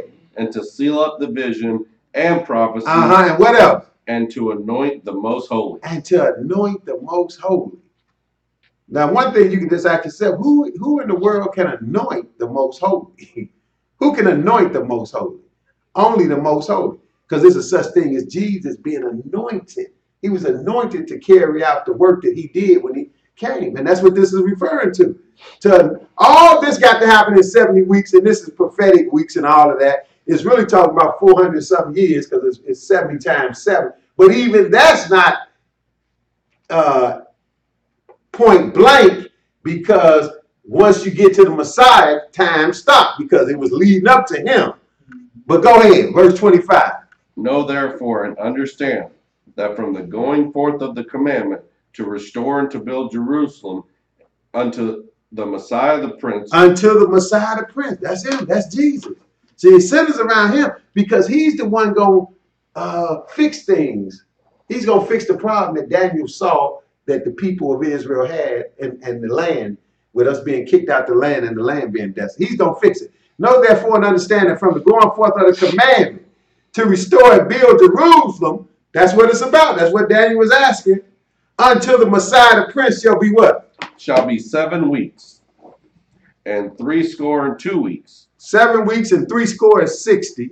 Then you put the 7 onto it, that's 67. Then you put the 2 on, that's 69.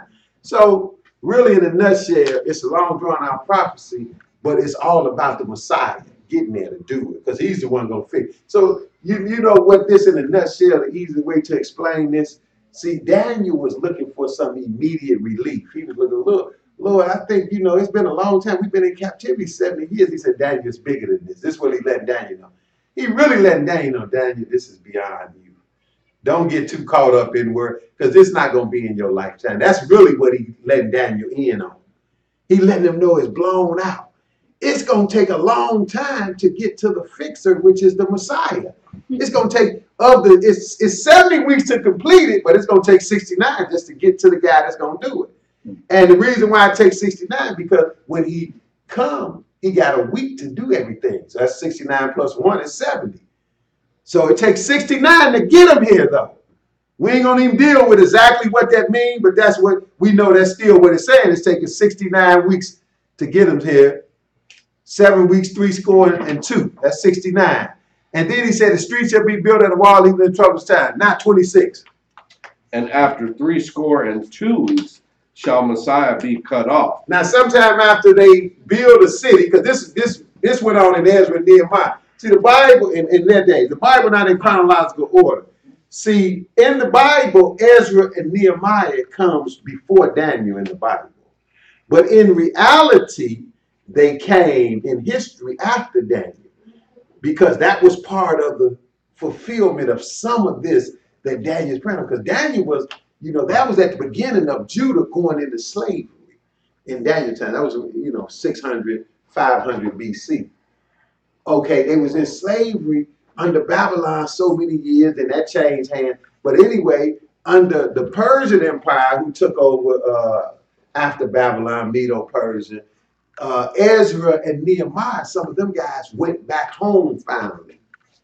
You know, so this is what Daniel was asking. When are we going to go back home? When is this stuff going to get fixed up, Lord? When is this going, you know, when you going to have mercy on your people and on your holy city? So he was telling them, look, it's going to be long and drawn out, Daniel. But I tell you what, you're going to get a little relief. They're going to rebuild some stuff on the way to the Messiah, the Prince. Then he said, and after 62 weeks shall Messiah be cut off. So even after they rebuild stuff, it's going to be a set time. That same Messiah who come to fix something, he's going to have to be cut off. So he's not even going to straighten it out when he first comes. And that's a good lesson in knowing that Jesus didn't come to fix everything his first time. He had to die, which means that, because that's part of him fixing it, dying for sin. But that means he didn't complete the mission because he died. And when he resurrected, he didn't come to finish it. He told the disciples, I'm going to come back later on to finish it. That's what he was letting them know. That's why we still waiting on a second coming. But he making a second coming, like the lesson we talked about today. He making a second coming to finish, to wrap up things with his bride, to put things back together like it's supposed to be. That's what Daniel's praying about. He's praying about, Lord, what you going to do about your bride? We all messed up right now. So the Messiah had to be cut off first, but what? For who? But not for himself. Because he didn't die for himself. Go ahead. And the people of the prince that shall come shall destroy the city and the sanctuary. And the end thereof shall be with a flood, and unto the end of the war desolations are determined. Okay, so again, you know, Daniel's head is probably spinning because Daniel looking for an answer. When is this thing going to be cleaned up and everything, you know, when is everything going to be complete and we back home and in righteousness? So he told him about this long drawn out period to get to the Messiah, the Prince. Then he said, then the Messiah going to be cut off. And then once the Messiah get cut off, the little stuff that Ezra and Nehemiah did, you know, built up after so much time, that's going to get destroyed again because it's going to get desolated again. That's exactly what happened. Jesus even told, that's what was amazing to the disciples. They know that Jesus is the one to take care and fix the situation that Israel is in. But yet he studied telling them, look, I'm going to die. And that's it. That's going to be it. And by the way, all this stuff going to get destroyed. They like, dude, you're supposed to be here to fix it. But they didn't understand the time frame. He wasn't there to fix it that time. He wasn't there to do everything in one swoop. Because he had to, according to this, the Messiah had to be cut off. And then it said, that's what it said, verse 26, and after 62 weeks shall Messiah be cut off. But not for himself. We ain't going to even deal with the time frame. Just know he had to be cut off, which means killed. But not for himself, right? Matter of fact, take a break right here. Keep your finger in Daniel 9 here. Go to Isaiah 53. Let's see what that really means. Isaiah 53.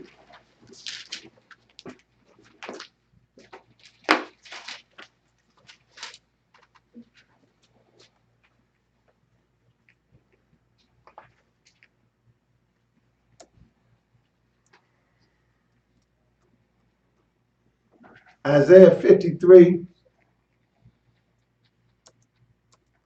verse 7. Isaiah 53 and 7. Go ahead, read.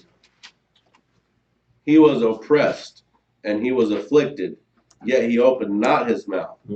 He is brought as a lamb to the slaughter, and as a sheep before his shearers is dumb, so he opened not his mouth. This is Jesus. That's how he died. He let them kill him. Go ahead. He was taken from prison and from judgment, and who shall declare his generation? For he was cut off out of the land of the living. Oh, he was killed. He was cut off out of the land of the living. So that's what cut off was referred to in Daniel 9. He got killed. He got killed. But it was a reason behind him getting killed or his death. It was a reason behind his death. This is a special death. He said he was cut off out of the land of the living. Why? For the transgression of my people was he stricken. That's why, for the transgression of God's people. That's what Daniel is telling you about, because we're talking about the Messiah, right? Go back to Daniel 9. Daniel 9 and 26. Just read it again, because this all go together. Go ahead. And after 62 weeks shall Messiah be cut off. See, he had to be cut off. What that mean? Cut off out of the land of the living. That means he killed. For who? Go ahead. But not for himself. But not for himself. Well, of course not, because he died for the transgression of God's people. He didn't die for himself. He didn't do nothing wrong. And after he got cut off, what had to happen after he got cut off? Go ahead. And the people of the prince that shall come shall destroy the city and the sanctuary, and the end thereof shall be with a flood, and unto the end of the war desolations are determined. Okay, so this is what took place. Jesus got cut off, and shortly after Jesus, maybe about 40 years after Jesus died for the sins, the whole city got destroyed. And he himself prophesied of it. But this Daniel prophesied or heard the prophecy of it way before Jesus came. He was cut off. And then he said, and the people of the prince, which mean the Romans. But notice it's talking about the people, not the prince himself. Satan is the prince in this case. When the people of the prince, which are the Romans, he said, they shall destroy the city and the sanctuary. Really all over again. Because again, it got rebuilt at verse 25. See, that happened in Ezra and Nehemiah. So he taking Daniel through the world when he said, Daniel, you looking for something that's going to be, it's long drawn out. You're looking for some restoration, and it's going to be a long time coming. But I tell you what, I'm going to give it to you like this. Look, from a certain time, commandment going to go forth to rebuild Jerusalem. It's going to take so much time to get to the Messiah. In the meantime, the city is going to be rebuilt. In troublous times, it's going to be rebuilt. But then when the Messiah get here, he going to be cut off. And after he get cut off, the city going to get wiped out again. It's like Daniel, like, I still ain't got nowhere. And that's where he said, and the people of the prince shall come destroy the city and the sanctuary, and the end thereof shall be with the flood. And unto the end of the war, desolations are determined. So now, let's go read that right quick. Keep your finger here. Let's go and read what Jesus told you this. This is what he kept telling the disciples. Don't you know one stone upon another not going to be left here? But go to Luke 19.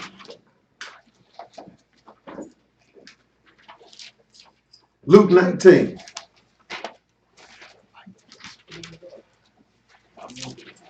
Luke 19. But notice what this is all about.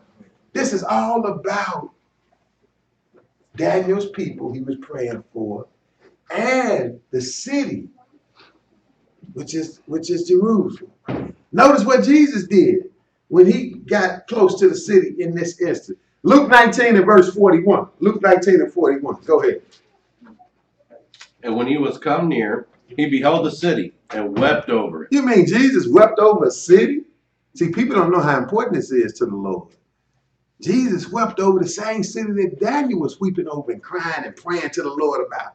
The holy mountain, Jerusalem. That's all he was praying about. He praying about the city and the people. You know, we're in captivity, Lord. When are you going to fix this thing? You know we messed up, but you going to do it for your mercy's sake. So now, Jesus got close to the city in this instant, and he started weeping over the city, because this is what it's all about. That's what's being desolate. That's what was desolate when Daniel was praying. And that's what the angel told him is going to be rebuilt a little bit, then be desolate again. When he came near, he wept over this. He beheld the city and he wept. Why are you weeping over the city? Go ahead. Saying, if thou hadst known, even thou, at least in this thy day, the things which belong unto thy peace. But now they are hid from thine eyes. He said, I wish you would have known. You could have had some peace if you would have listened. But you didn't know. You didn't listen. Now it's hid from your eyes. Why? For the day shall come upon thee that thy enemies shall cast a trench about thee and compass thee around and keep thee in on every side. Oh, this was going to happen to the city. You know, I mean, the city can't really hear, you know, so really it's about the people in the city. But the city's going to get surrounded, And they're going to keep all the people in. They're going to lock the people in, basically, because that's how they would destroy towns in those days. They'd lock them in for a while till they could starve them out. They can't get no food or nothing for a while. They'll starve. They start starving. They come out, then they can take the city. He said they're going to keep you in on every side, verse 44. And shall lay thee even with the ground. And they're going to flatten this city, lay you even with the ground. Go ahead. And thy children within thee. And your children within thee. Go ahead. And they shall not leave in thee one stone upon another, because thou knewest not the time of thy visitation. And notice, they're not going to leave upon thee one stone upon another. You know what not leaving one stone upon another mean, don't you? That means the place is getting destroyed. Everything's been torn down. Everything been torn down. It's being desolated. But now, let's go back to Daniel 9. Back to Daniel 9. So Jesus was saying that. He was prophesying that was going to happen. That's why he started crying, because he knew what was going to happen. And that did happen some 40 years after Jesus died and resurrected. Because that's known to have happened in 70 AD. So that's the date for all of this final destruction, 70 AD. Some 40 years after Jesus had got crucified. Because Jesus had to be crucified, but then he let disciples know everything gonna get destroyed. This thing ain't getting ready to get fixed now. It's not time yet. So that's what he means in verse 26, that the people of the prince shall come destroy the city and the sanctuary. Now, verse 27, this is where the question actually comes from. Go ahead. And he shall confirm the covenant with many for 1 week. See, now this kind of back up and just reiterate verse 26, because it already explained it, that the Messiah had to be cut off and that the people of the prince was going to come and destroy the city and the sanctuary. So really it's just reiterating some more, getting you some more detail. And this is where the so-called scholars get off track. They jump and say he is this Antichrist. That's Antichrist. See, that's what he's going to do. That's what tribulation is going to start. Look, none of this has anything to do with tribulation. This is all about Israel and the restoration of Israel through the Messiah. It don't have nothing to do with the Antichrist and great tribulation. But they mess up one piece of verse 26 and they jump down here and they assume that he is some individual in verse 26. But the only individual that is really referring to in 26 is the Messiah. But it's not who they think it is. They go back and read verse 26. Read it one more time. I'll tell you who the so-called biblical scholars, what they get out of this, how they're not even dealing with proper English to make this assumption. Go ahead. And after 62 weeks shall Messiah be cut off. See, all this conversation from verse 25 with the Messiah coming, and it's 24, it's going to be so many weeks to get to the Messiah. Then the Messiah going to become, this whole thing been about the Messiah, because that's the one going to take care of Daniel's prayer requests. You know, you're talking about prayer requests. Daniel had a prayer request. Well, the Messiah is the one going to take care of his prayer requests. He's the one going to make sure everything is restored.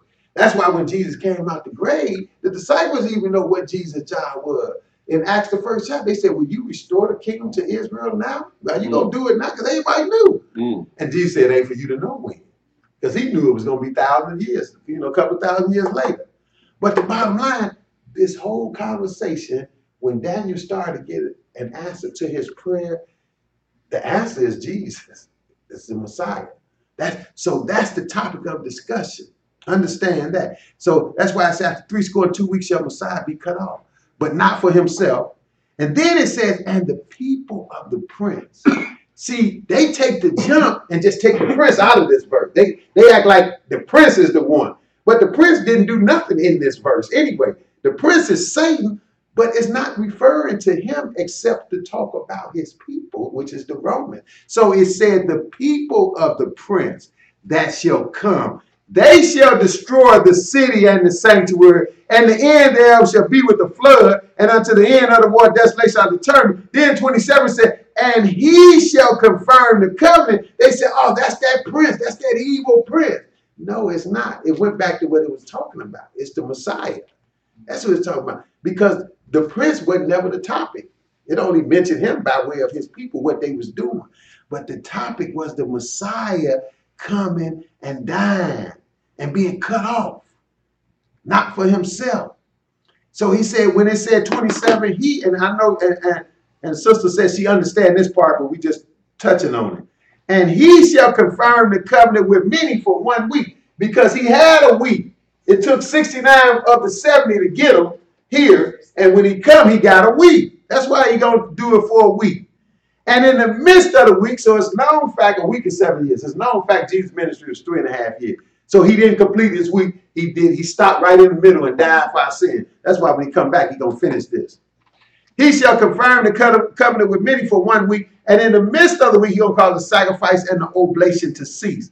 That's why the veil ripped, and ain't no more taking animals' blood inside the temple and the veil and all of that.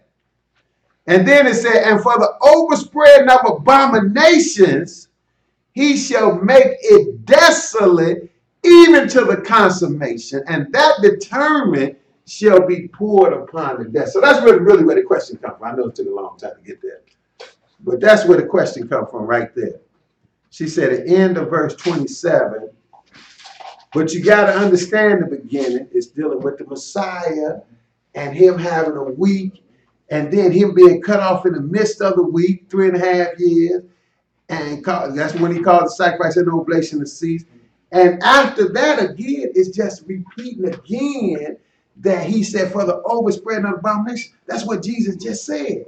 He said, if you would have known, when he saw the sin, if you would have known, if you would have listened, then you could have known, you could have had some peace. But now your people about to be destroyed. They're going to destroy, they're going to cast a trench about you and keep you in. So he just kind of reiterating that again. That's why I said for the overspreading of abominations, he shall make it desolate. So in other words, the Messiah is going to make sure it's desolate. Let's read that again. Let's read that again. And we'll come back here one more time to make sure this is understood.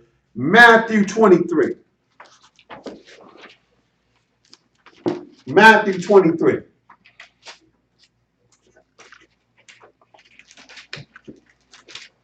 See, Jesus knew the future, what was going to happen to his holy city after he left.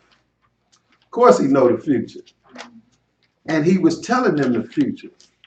Matthew 23 and verse, we're going to cut down to the end of it, to the chase, at verse 37. Matthew 23 and verse 37. It's Jesus talking again. What did he say?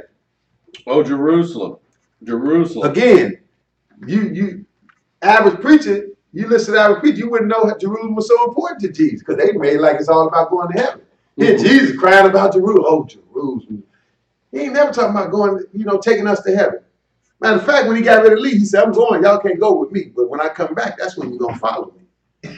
But this is what he's agonizing over, a place on this earth. Just like Daniel. Daniel was, what you going to do, Lord? When you going to fix this? So Jesus agonized. Oh, Jerusalem, Jerusalem. What's wrong with Jerusalem? Go ahead. Thou that killest the prophets. You don't want nobody to tell you the truth. You kill the prophets. That's not good. Go ahead. And stonest them which are sent unto thee. And stonest them that sent to you. Go ahead. How often would I have gathered thy children together, even as a hen gathereth her chickens under her wings. See, Jesus said, I would have been took this thing together. Now, this is him talking. I would have been took care of y'all. I'd have been to fix this thing. But remember, this is what Daniel was praying for. Where did you go fix this, Lord? And it all centered around this character we know as the Messiah, which is Jesus.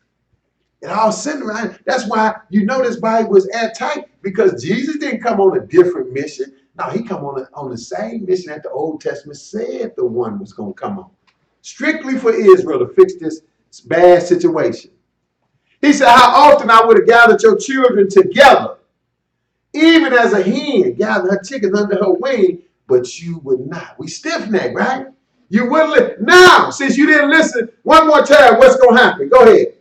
Behold, your house is left unto you desolate. You see what Jesus said? Behold, your house is left unto you desolate. Well, that's what was foretold in Daniel the 9th chapter. Let's go back. Behold, your house is left unto you desolate. And that didn't get official. In other words, that didn't officially happen Because see, it was people there. Jesus was still there. But that didn't officially happen until after Jesus died and gone. And some 40 years later, it got wiped out again. That's why he kept telling, there's going to be one stone left front of the disciples. Like, man, are you serious? I thought this was this holy place. Yeah, but not now. It's not holy now. So Jesus said what? It just now. Behold, your house is left unto you desolate, right? And that's what it was said here at the middle of verse 27. It said, for the overspreading of abominations, he shall make it desolate, right? See, so it was already foretold. See, the death of Jesus, that's what people, they lean too much on the death of Jesus. Yeah, that's going to save you if you do your homework and take care of your business. But ultimately, he got to make a second coming to fix it and save us, literally. In other words, Jesus didn't die and we still catching hell. Everybody, no matter who you are. The world is crazy, so it's not complete, obviously. We still dying. I thought Jesus died to save us from death. He did. Why are we still dying? Because it's not complete. We still waiting on the completion of this. He got to come back and finish the story, so to speak. He got to come back and finish it. So that's why I said here, even after Messiah died, he got cut off in the midst of the week. He said, and for the overspreading abomination, because we still stiff-necked and wouldn't listen, he shall make it desolate, it said. And how long? Even till the consummation. He said, it's going to be desolate until I come back to save y'all, until we put this thing back together, even to the end. And that determined shall be poured upon the desolate. So when he come back, he is going to deal with the situation. Let's go back to Matthew 23 again, because he said that. See, he didn't put the nail in the coffin on the desolation. He put the nail in the coffin temporarily where he could pull it back out. In other words, see, he never made you think he was done with Israel permanently, not even when Jesus making these statements. Matthew 23.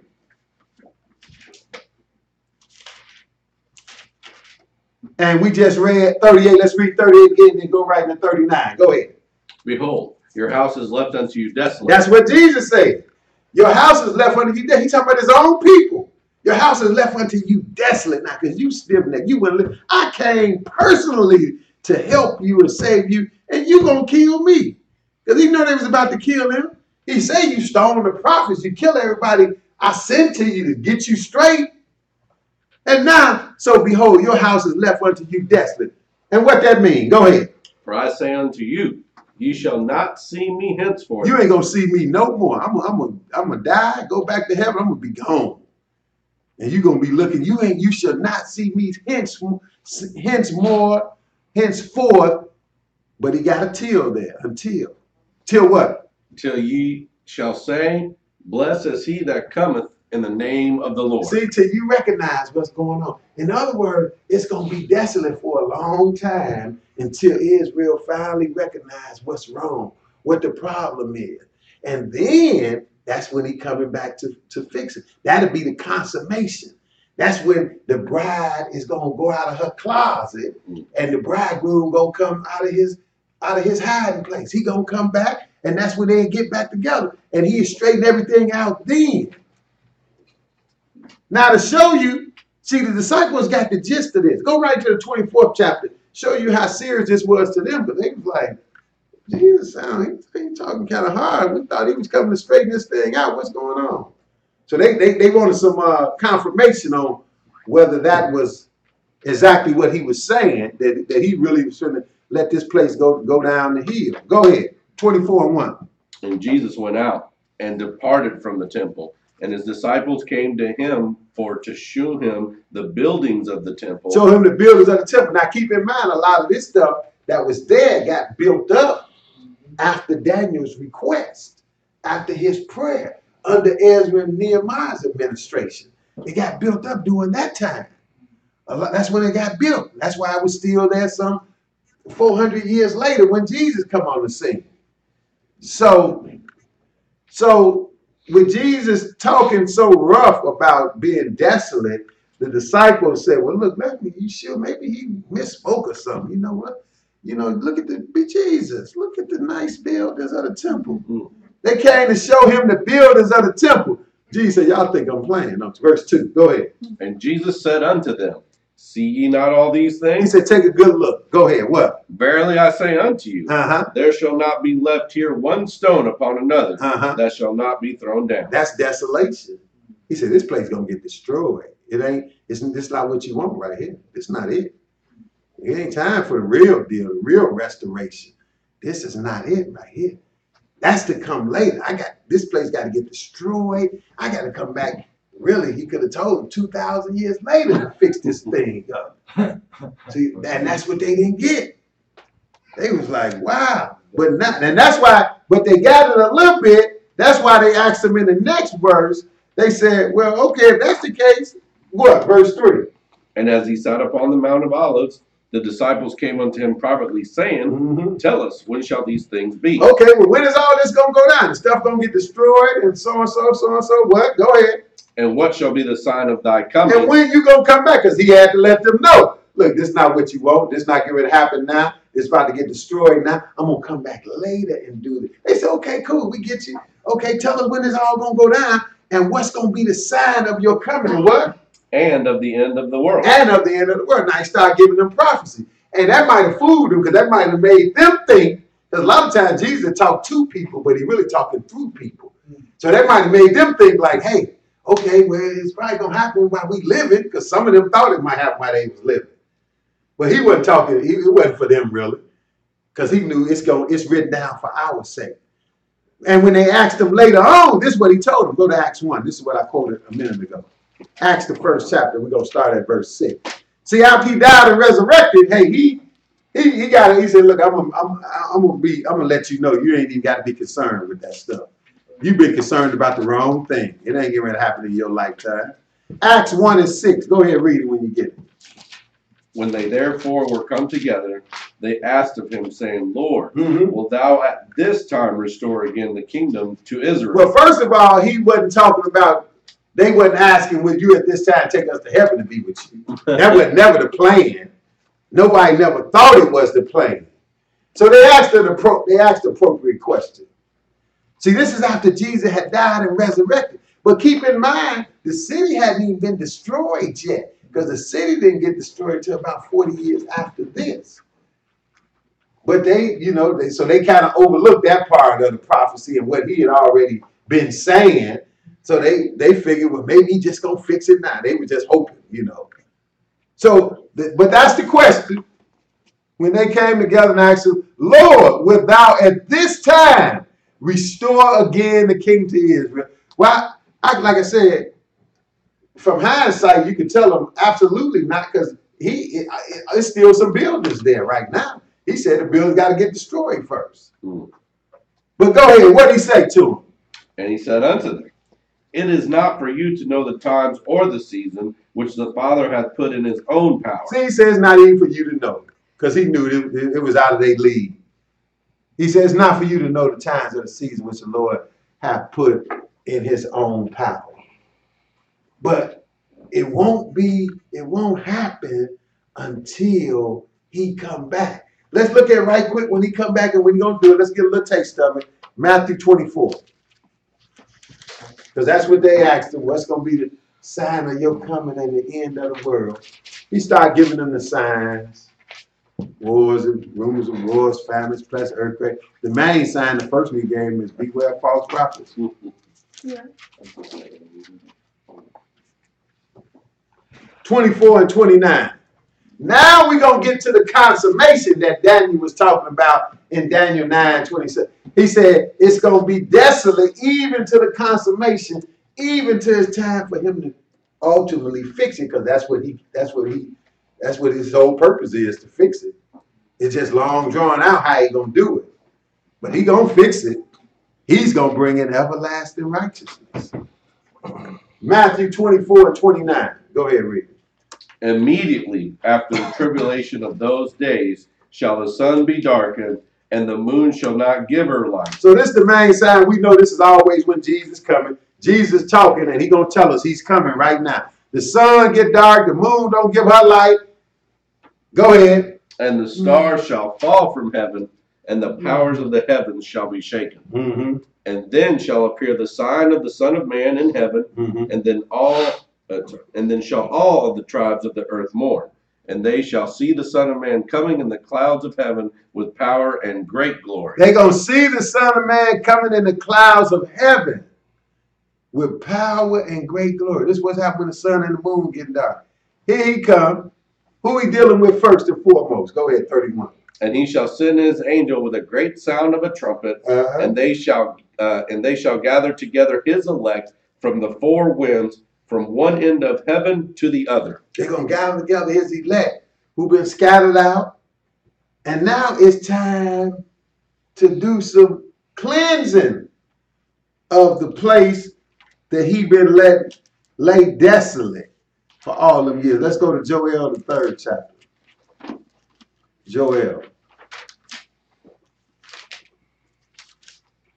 Joel 3, right after Amos, right after Hosea, Daniel, Hosea, Joel 3. Joel 3.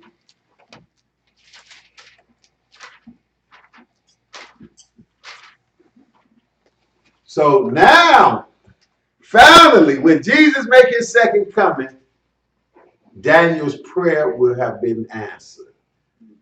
He will get what he was praying for. That is, his people put back in the land restored to where it's supposed to be. And it's through the Messiah who took a long time to get there. And then when he got there, he took a break in the middle of his work and had to come back at the end to complete his work. But it's still through him. Daniel 3 and verse 7 and verse 15. Daniel 3 and 15.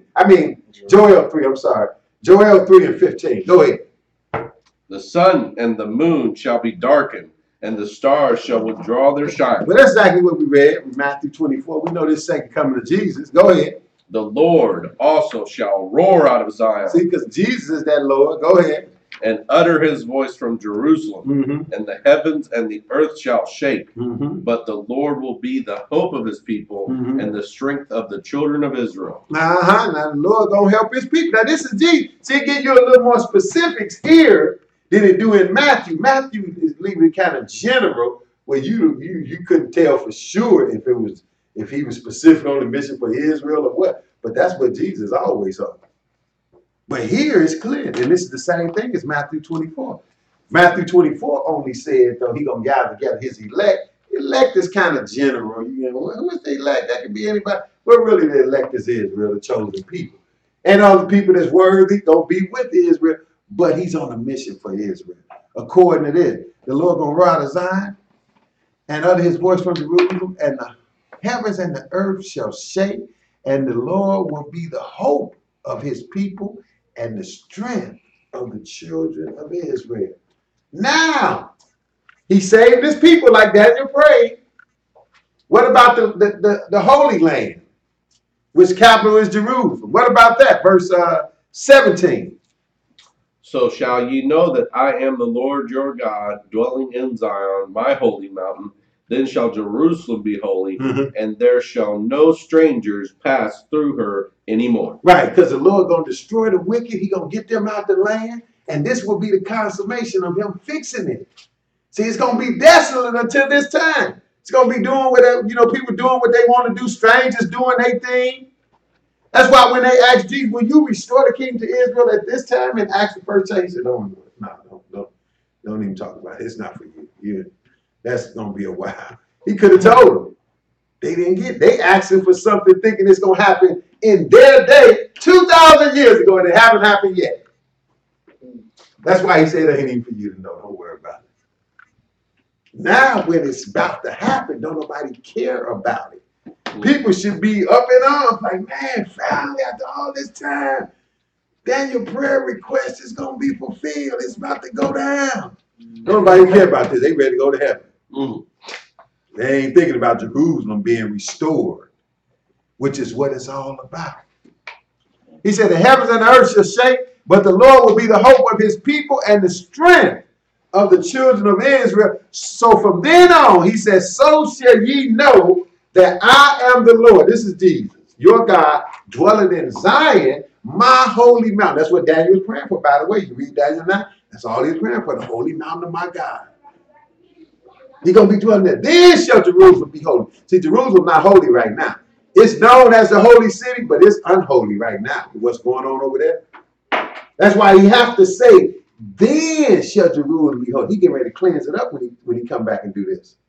Then shall Jerusalem be holy. And there shall no strangers pass through her anymore. We're not going to have it like that, where the people coming in, destroying it, you know. But that's what happened in Luke 19. He said, your enemy's going to come and surround you, and they're going to lock you in, and they're going to come in and get you, kill a bunch of y'all, send y'all into slavery and everything. That's what's been going on. So this would be when he reunites, so to speak. That's what the consummation is talking about. And he going to pour upon the desolate his wrath. What they got coming at that time. He going to pour out his wrath. That's how he going to cleanse it. He going to have to. Then, you know, you can read Isaiah 61, how it talk about he going to build everything up. So that's all Jesus' job. He going to restore everything. He going to rebuild it now it's going to be rebuilt permanently. That's what Daniel wanted, but it's a long time to get there. Haven't got here yet. Hope that answered that. I want to learn. Got one online, okay. Then the brother right here got He's online real quick. Go ahead, what you got? Let's see here. It says, I guess it's a short way to answer it. It's up to you. Okay. It says in Daniel 12. Another Daniel, huh? So you gotta be deep. You going in Daniel. That's a good question. Your daughter just a little deep. She Yeah, they in be the reading. book. It's Daniel 12, 29, 27. Yeah. Uh-oh. As soon as I heard that, I was like, that's a good one there. Yeah. Go ahead. What Daniel 12 you say? No. Well, it says I have a question about the 2300 days of Daniel. Okay. And like I told him, this ain't got nothing to do with it. The extra 45 days talked about in Daniel 12, what is supposed to take place in that point in time. But I told him the 45 is outside of 23. But the 45 days is specific to their question. However you want to answer those. Okay, so they asked about 2,300 days. Yeah, but they asked it again. They said in Daniel 12, 11, and 12, okay, there is a 45-day difference. What is that difference referring to? Is it not part of the 2,300 days or possibly at the end of the 2,300 days? What happens during that 45-day period? Mm-hmm. Yeah. Okay. Well, let's just look at it. And then the next one, which is the last one we got online, real simple, is pouring the sin. It's pouring the sin? Yeah. Oh, okay. That's a new subscriber. That's a new subscriber. Yeah. Okay. Daniel 12.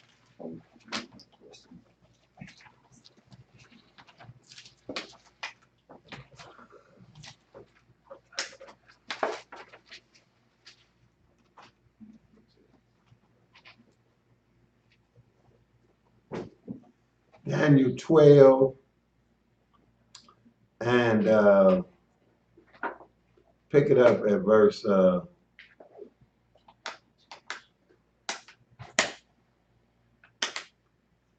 let's pick it up at verse 10. Daniel, matter of fact, pick it up at 9. Daniel 12 and verse start at because this is end time stuff as well. So pick it up at verse 7. Daniel 12 and 7. This is end time. We're taking us to the end. The tribulation involved here. Well, go ahead. And I heard the man clothed in linen, which was upon the waters of the river, when he held up his right hand and his left hand unto heaven, and swear by him that liveth forever, that it shall be for a time, times, and a half, and when he shall have accomplished to scatter the power of the holy people, all these things shall be finished. Okay, so that's how long Great Tribulation is going to be, 3.5 years. That's what times and a half of time is.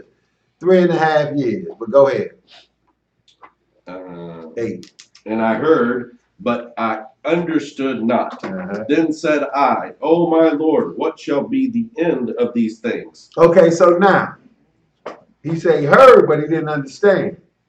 And he said, Lord, I want to know what's the end of these things. But pay attention, it's kind of similar to the disciples, that the Lord's showing you stuff, but it's not for you to really get.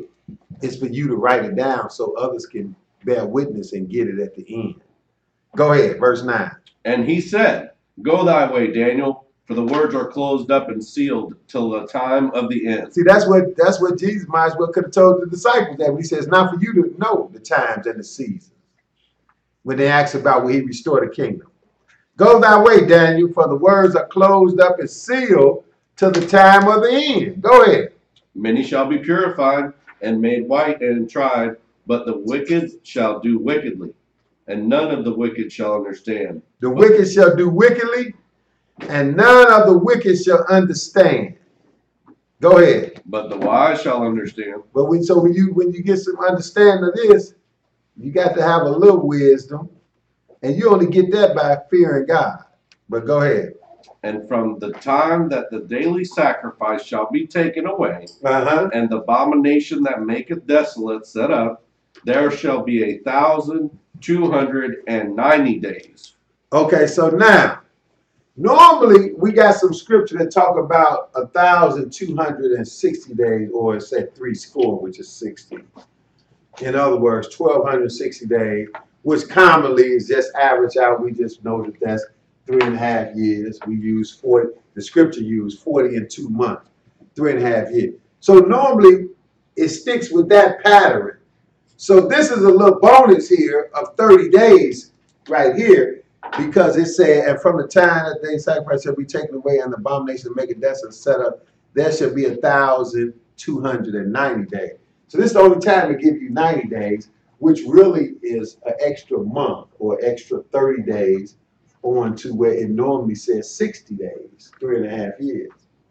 So what's the difference in this and the other scripture that say 1,260 days, or it already said times and a half? The difference is that he's referring also to a daily sacrifice being taken away. So that seems to be the difference, in that when they start, they're going to sacrifice animals for so long, and then as the man get ready to take it over and move into Jerusalem, which is the abomination of desolation, he is going to stop them from sacrificing animals. So that seems to be an event in itself. And it seemed to be an event that's going to take place 30 days before he officially moved, take over. So that's how stuff happened. You make a move and do something, but don't go all the way with it. Just like people that, you look at even in recent history, just don't have nothing to do with this, but it's kind of an example on how you look at how people do things one way, and then they just do it totally different, go all the way with it, so to speak. I'm talking about when America, back in when George Bush, the father, was president, Hussein had got on their nerve, and he bombed the heck out of them, but that's all he did. He just bombed them from afar. He didn't send no troops over there and take them out and do nothing. So he beat them up real bad, bombed them and bombed them and bombed them. I don't know if they was calling that Desert Storm or whatever it was, but he bombed the heck out of Iraq. But then they were so mad after 9/11 when George Bush, the son, was in there. Hey, he said, look, we're going to go take them out. So he didn't just bomb them. He went all the way over there and sent troops, took them out, killed the man. That's what ended up happening. Okay, well, this kind of here, like it says here, from the time that the daily sacrifice shall be taken away. So it looked like the daily sacrifice is going to be one move, and then 30 days later, something else is going on. That's when the abomination. Because every other scripture, we get exactly 3.5 years or 1,260 days from the for great tribulation. The abomination that make it desolate set up. But he said there should be 1,290 days, but he's including the sacrifice. But get to verse 12, because this is where the question was. Go ahead. Blessed is he that waiteth and cometh to the 1,305 and 30 days. Go ahead. But go thou thy way till the end be, for thou shalt rest and stand in thy lot at the end of the days. Okay, so now the 45 days is obviously on the end of that, because always, again, the Great Tribulation is 3.5 years. We got an extra month included with the sacrifice being taken away. So that's still, after the sacrifice is taken away, that seems like they give you a 30-day cooling off period, and then the abomination moving in, and you got 3.5 years, and you got the rest of the 1,260 that's left. Okay, then that's usually where we stop at, but he ain't taking it a step further. He said, blessed is he that waited coming to the 1,305 and 30 days. So 1335, which is 45 more days than 1290. So just look at it. We look at 1290 if you start with the sacrifices, or 1260 if you start with the abomination and desolation move to the temple. So the man gonna stop the sacrifice. 30 days later, it's gonna be the abomination and desolation. Then you got 1,260 days or 3.5 years until Jesus come in the end of the world. So, but that stuff ain't gonna, that ain't gonna take a day. You know, Jesus not, when Jesus come, when he literally touched down and started making war on man, that ain't something that's gonna last like, 12 hours. Oh, it's over. I mean, if the Lord wanted it could do anything, but this is a big world. It's gonna be drawn out. But it ain't gonna be drawn out that much. So what he's telling you, it's gonna be some killing going on, basically, for a good month. Because it's gonna be people dying. In other words, we looking at some real live stuff that's not gonna happen in an instant and also, it's over with. Jesus came and one day he killed up almost everybody. Now it's the second day after Jesus comes, it's all over. Now this is gonna last some time. This is gonna be like they said when they was bombing some people. It's gonna be some real, you're talking about shock and awe. It's gonna be some shock and awe. It's gonna be dead bodies everywhere and people, still dying. So what he's saying is, blessed is he that waited and coming to the 1,305 and 30 days. So what he's letting us know is, if you still breathing 45 days after Jesus comes, it might be able, you can give a sigh of relief, like, I think I'm gonna make it. Because it's gonna be death and destruction all over. People dying. So in other words, everybody not just gonna be dead the first day, it's gonna be ongoing. Death and destruction ongoing. For what we looking like a good month or better.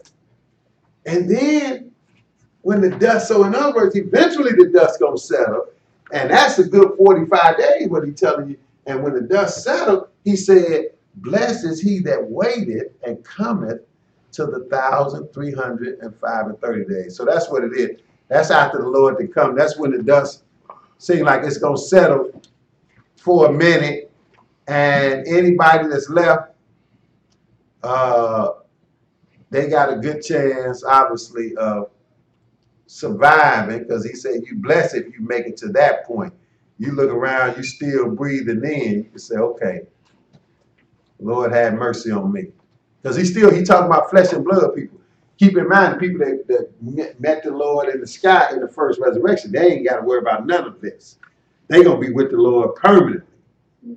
So that's what that's dealing with. Now, going back to the 1260 days. I'm not sure this is 45 is really outside of, but let's go back and read it.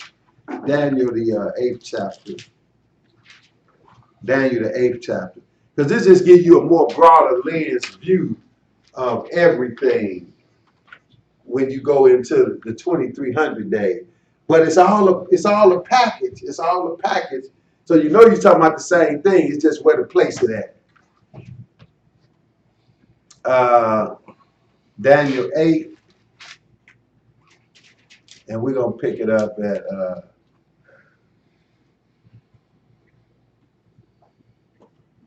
Daniel 8, and let's pick it up at verse 9. Go ahead. And out of one of them came forth a little horn, which waxed exceeding great toward the south and toward the east and toward the pleasant land.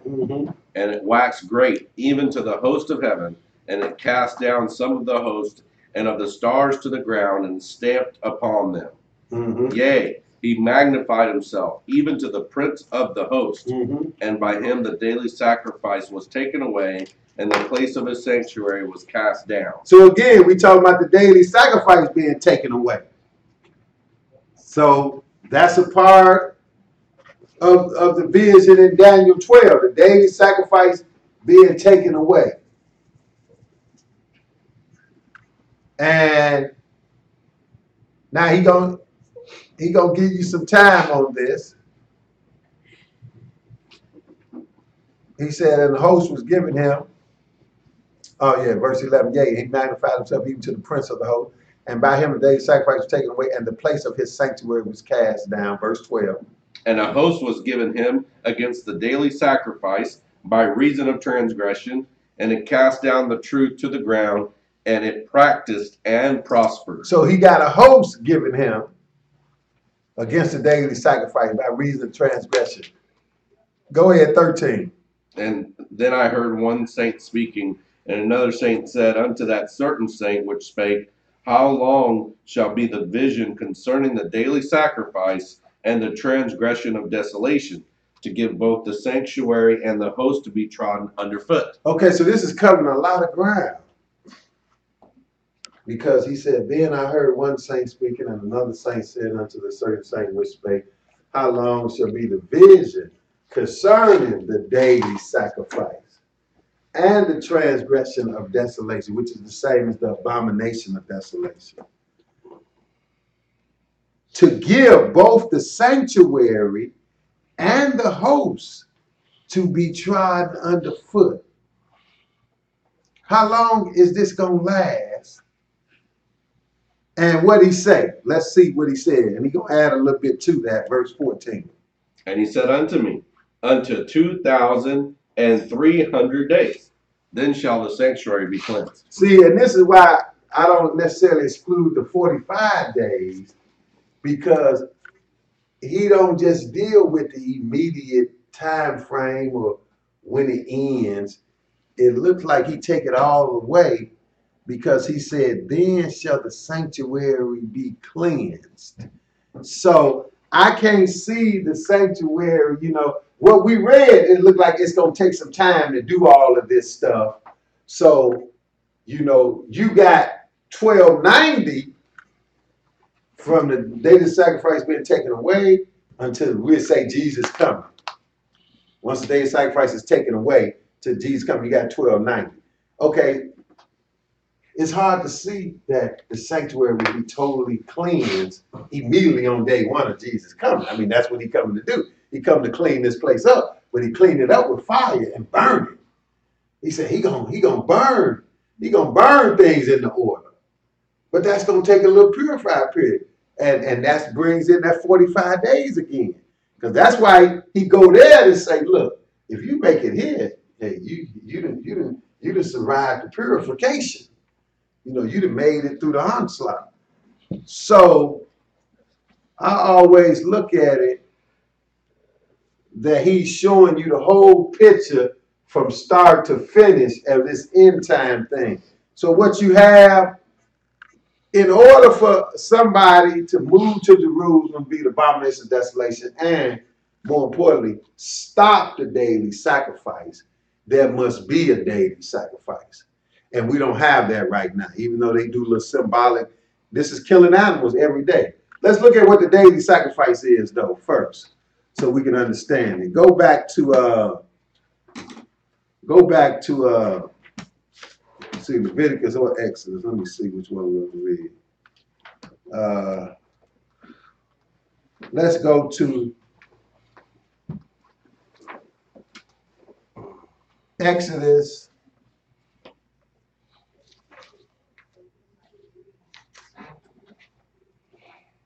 Exodus, let's see.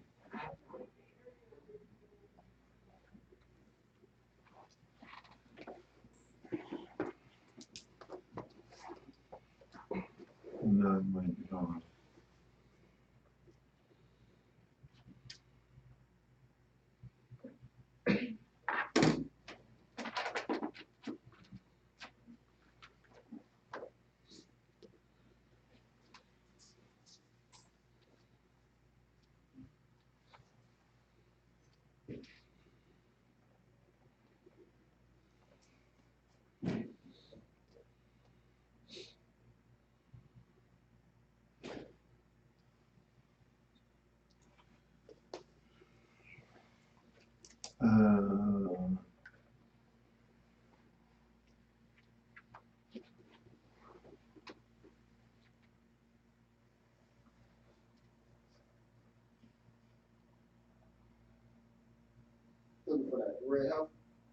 No, not the red heifer. I'm looking just for the daily sacrifice. We might have to go to. I thought it was another one in Exodus, but yeah, it's in Numbers too.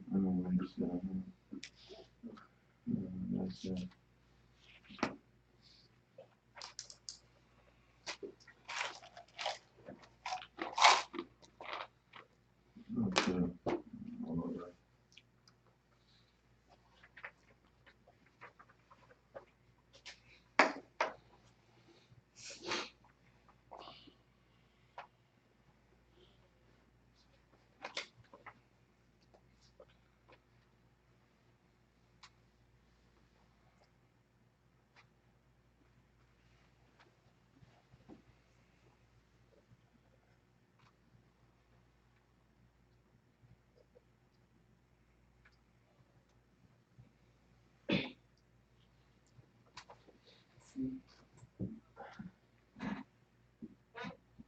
One second. Let's see. Is number 28? Are you looking for that?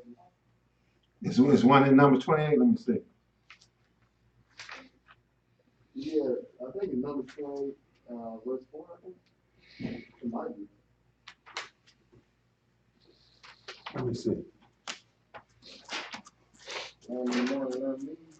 Yeah, that's a good. Wow, I didn't see that.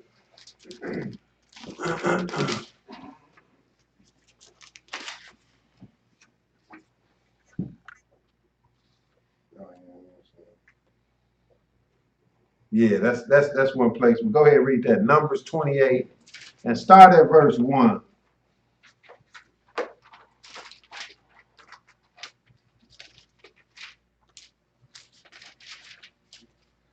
And the Lord spake unto Moses, saying, Command the children of Israel, and say unto them, My offering and my bread for my sacrifices made by fire, for a sweet savor unto me, shall ye observe to offer unto me in their due season. Mm-hmm. And thou shalt say unto them, This is the offering made by fire, which ye shall offer unto the Lord. See, he has specific offerings at specific times. You had to do it this way. Go ahead. 2 lambs of the first year without spot, day by day, for a continual burnt offering. Okay, so this is every day. This has to be done. This is when Israel, so they had a whole assortment of animal killings and offerings. Whole assortment. So this is the kinds. That's why when you get into Leviticus 23, even when you had a feast day, you had a special offering on those days. And you didn't take away nothing.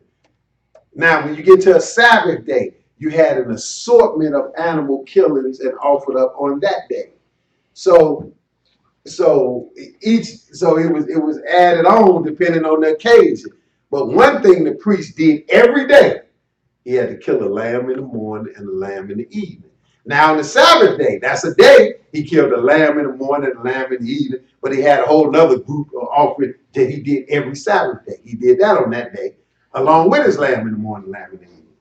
Then on a holy day, a high day or something, he had a special offering that he did on that. Plus he still did his lamb in the morning, lamb in the evening.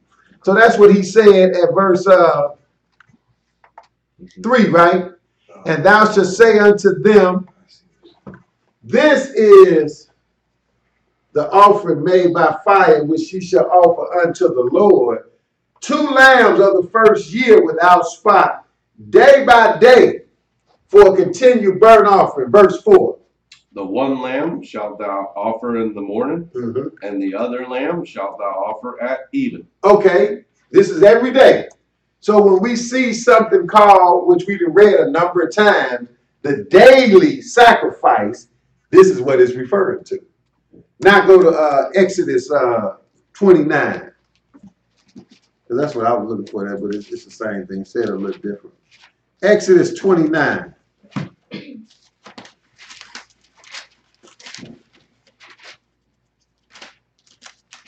Exodus 29. That was Numbers 28. Okay.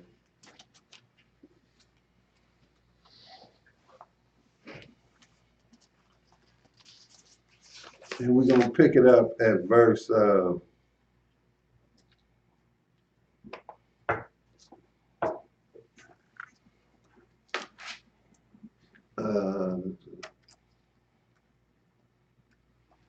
38. Exodus 29 and verse 38. Go ahead. Now this is that which thou shalt offer upon the altar. 2 lambs of the first year, day by day, continually. Day by day, continually. Go ahead. The one lamb thou shalt offer in the morning, and the other lamb thou shalt offer at even. So this is why this is called a daily sacrifice. So this was a constant. This was like a staple. You did this, but you know you're gonna do other things too. You know, if you're doing animal sacrifices, you're gonna do some other thing, but that's the constant. Let's go to Leviticus 23 now. Leviticus 23.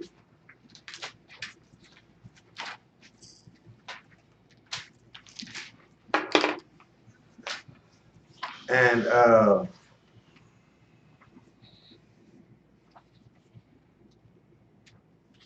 see, so every feast day you had particular thing. Look at verse 37. 23 and 37. Go ahead. These are the feasts of the Lord, which ye shall proclaim to be holy convocations, to offer an offering made by fire unto the Lord, a burnt offering, and a meat offering, a sacrifice, and drink offerings, everything upon his day. See, when it gets to the feast, they had particular offerings that you did on the feast day. Even like if it's just feast day of tabernacle, because every day is a feast day. It wasn't just the first and the last. You know, you had the second day was a feast day. So they had an offering that they did on the first day, which is a high Sabbath. But then the second day, you know, what high Sabbath, it was a feast. You made an offering. And it varied for tabernacles. You made a different offering on the third day. You made a different offering on the fourth day. They killing animals like it's going out of style. They was killing some animals. But all this has pointing you to part of God's plan. It's an important part. So this is why he talked about the feast of the Lord that you proclaim to be holy convocations, to offer an offering made by fire to the Lord, a burnt offering and a meat offering, a sacrifice and a drink offering, everything upon his day. But then he go on to say something else. What, 38? Besides the Sabbaths of the Lord. Besides the Sabbath of the Lord, because you had offerings to do on those days. Go ahead. And beside your gifts. And you might have had a gift you was going to offer just out the blue. Besides that. So what he telling you, you do this besides whatever else you're doing. This is what I want you to do for sure. Go ahead. And beside all your vows. And beside all your vows. Go ahead. And beside all your free will offerings. And beside all your free will offerings. Go ahead. Which ye give unto the Lord. Which you give unto the Lord. So besides all of that, you still do this. And that's even besides the daily sacrifice. You have to do that too. So in a nutshell, when we read repeatedly, like we just read here, go back to Daniel, the 8th chapter,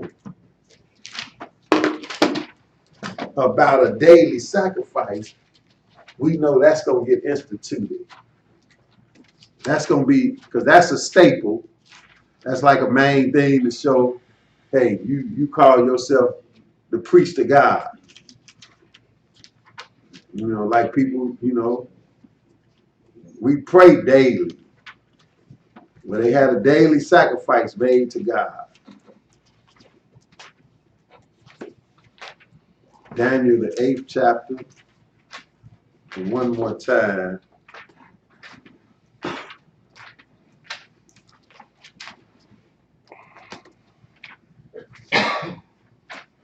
Verse 13, one more time. Go ahead. Then I heard one saint speaking, and another said, a saint said unto that certain saint, which spake, how long shall be the vision concerning the daily sacrifice? Now, how long shall be the vision concerning the daily sacrifice? We know what that is now. Go ahead. And the transgression of desolation. And the transgression, which also is the abomination. Transgression and abomination is the same. Because that's what it's really standing for.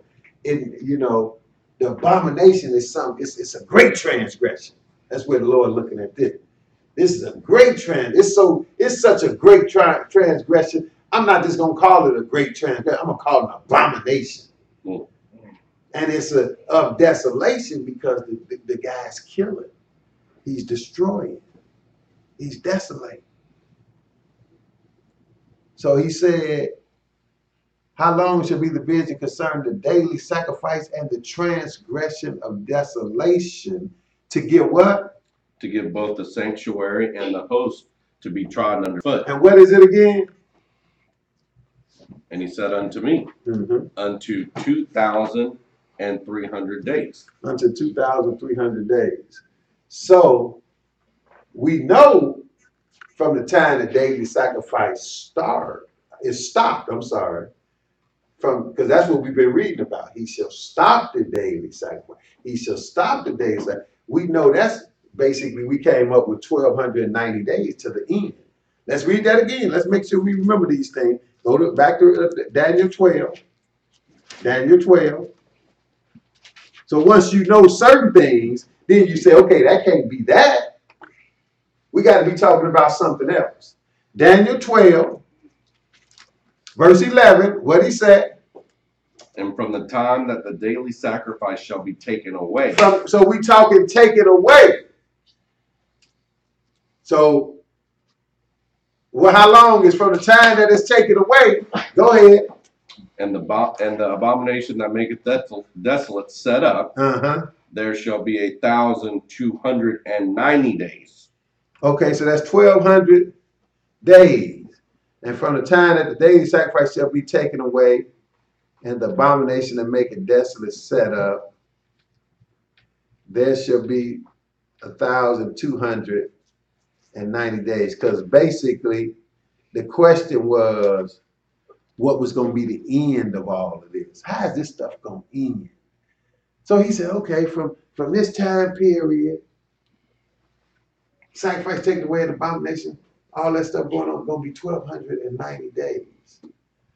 Okay, so when we get 2,300 days concerning daily sacrifice, well, we have to get it from the beginning of it starting, because right now we don't have it going on. We don't have the so-called Jews, and we don't have anybody fulfilling what the Lord prescribed as a daily sacrifice, killing a lamb in the morning and a lamb in the evening. So that's always let us know that when he talks about 2,300 days, when he talks about the daily sacrifice, he's talking about from the time it's instituted. So we're gonna have a good idea how long they gonna even sacrifice animals, because that's not going on now. That haven't been going on for thousands of years since Israel get kicked out of the land. But the people in the land gonna try to perpetrate like they the real people, and they gonna kind of get desperate and say, look, we even gonna do the old system of sacrificing, which that's not gonna sit well with the Gentiles that's running things, with the who we dealt with today, Rome, because they right on this as well. They know you don't need to be killing no animals right now, but they wrong because they telling us instead of killing animals, I need to go in the booth and confess to some man and he can take it to God. That's wrong too. So all of them wrong. I don't need to go in no booth and confess to no man either. I can confess to Jesus. He at the right hand of the Father. I can pray to the Father in Jesus' name. That's what I can confess to. So all that, the old system is out of whack, and the system that they done threw in place is out of whack. So, but being that they gonna have the power, the ones telling you to go in the booth and confess, they the ones that's gonna stop them. So in other words, the people that say they Jews over in the land, they gonna start killing animals every day. They gonna start the daily sacrifice up, and the man of sin is not gonna like that, because it's taken away from him. Because again, remember, they already said, like we read in the lesson, they said ain't no salvation outside of a church. So if you really getting dogmatic, said this is what you got to do, we killing animals again, you got to do that. See, again, what people don't know, Rome is just tolerating us. They dogmatically believe that it's their way or no way. That's what people get up in arms when they say. Whenever it come out every few years, they say there's no salvation outside of Roman Catholic Church. All of you other churches are inferior. Everybody get up in arms, but they've been saying that for the longest, and they mean that. So you think they're gonna stand for the so-called Jews to start doing sacrifice in the Holy Land for so long and not have a problem with it? No, they're going to intervene on it. That's what they're going to do. But it's going to go on for so long, and then they're going to take it away. That's what we've been reading about. That's what's happening. Let's go back to Daniel 8 again. I had to reiterate a couple of times. Daniel 8, because this is what's going on. Somebody going to start killing animals, and somebody going to stop them from killing animals. Like, no, you don't need to do that. Y'all out of line for doing this. Daniel 8. Let's see what this guy. See, this guy is the one magnify himself. Let's see what he's doing. Verse 11. Yea. Oh, sorry. Yea, he magnified himself even to the prince of the host. So this individual, this is the abomination, by the way, because he's the highlight of all of this.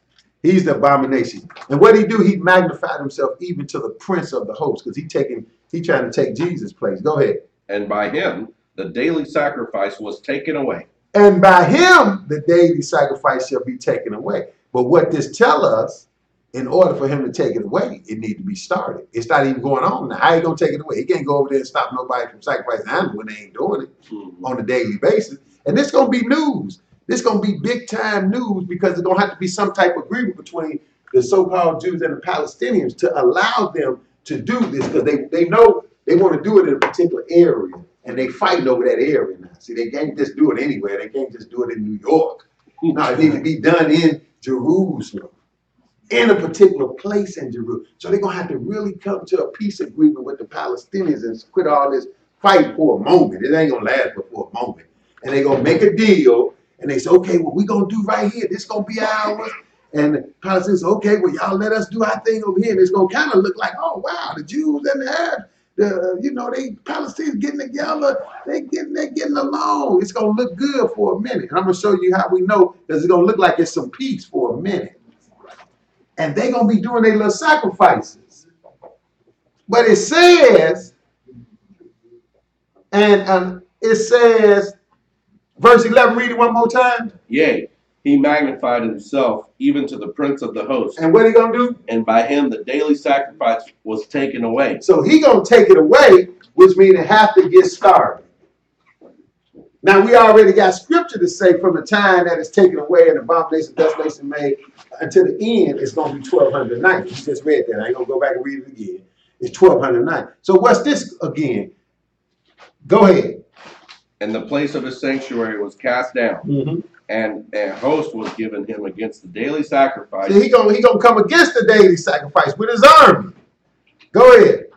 By reason of transgression, and it cast down the truth to the ground, and it practiced and prospered. Then I heard one saint speaking, and another saint said unto that certain saint which spake, how long shall be the vision concerning the daily sacrifice? How long shall be the vision concerning the daily sacrifice? Now, this is the overall vision here. Go ahead. And the transgression of desolation, to give both the sanctuary and the host to be trodden underfoot. How long is this whole thing gonna last? Go ahead. And he said unto me, unto 2,300 days, then shall the sanctuary be cleansed. Okay, so that let us know the first thing to start these 2,300 days is for the people in Jerusalem, because it's centers around the sacrifice, is for them to start the daily sacrifice. So that starts the count. They have to start the daily sacrifice. And then, close to 3 years, we calculated maybe 900 and some odd days, they are going to be killing animals, doing their thing. It's going to look kind of good. And then, that's when it's going to hit the fan. And the man going to say, this shouldn't be going on. Y'all denying. He probably going to say you denying Jesus, because they don't believe in Jesus. So he got a good reason on that, right?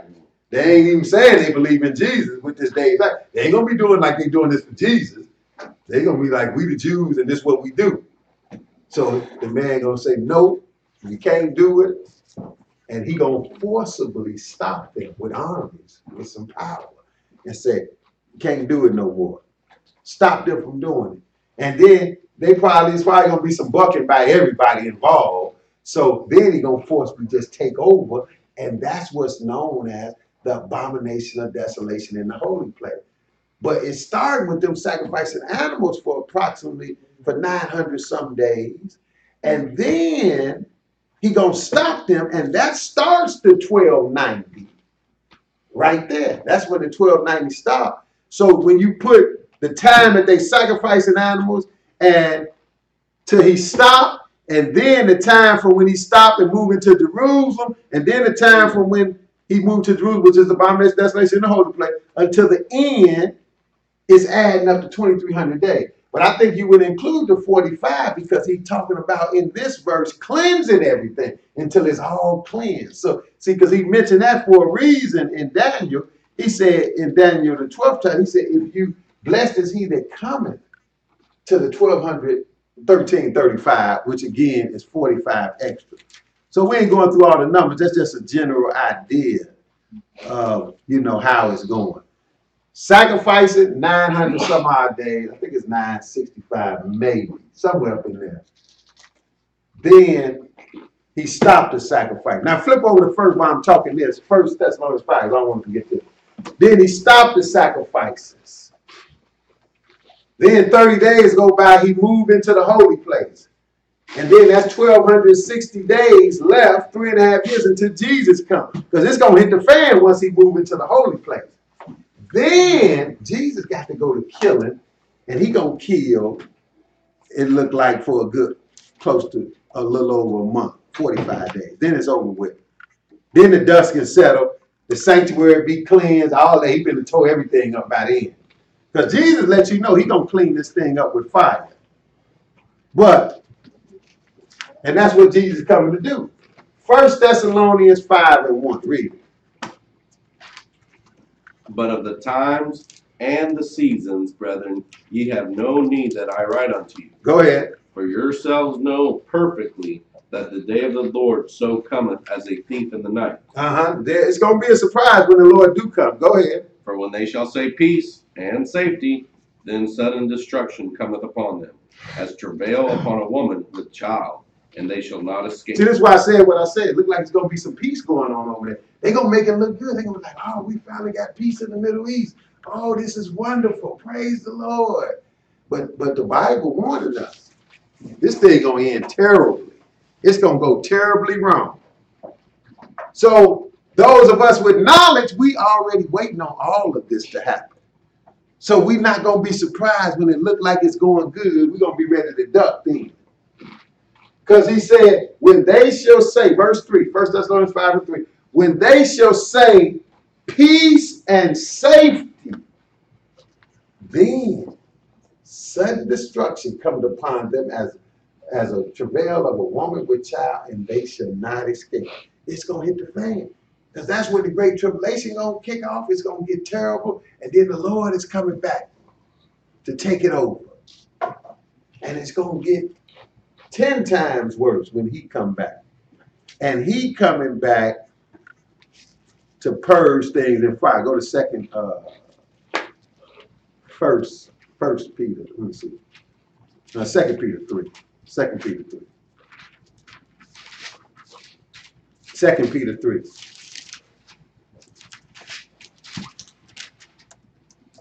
2 Peter 3.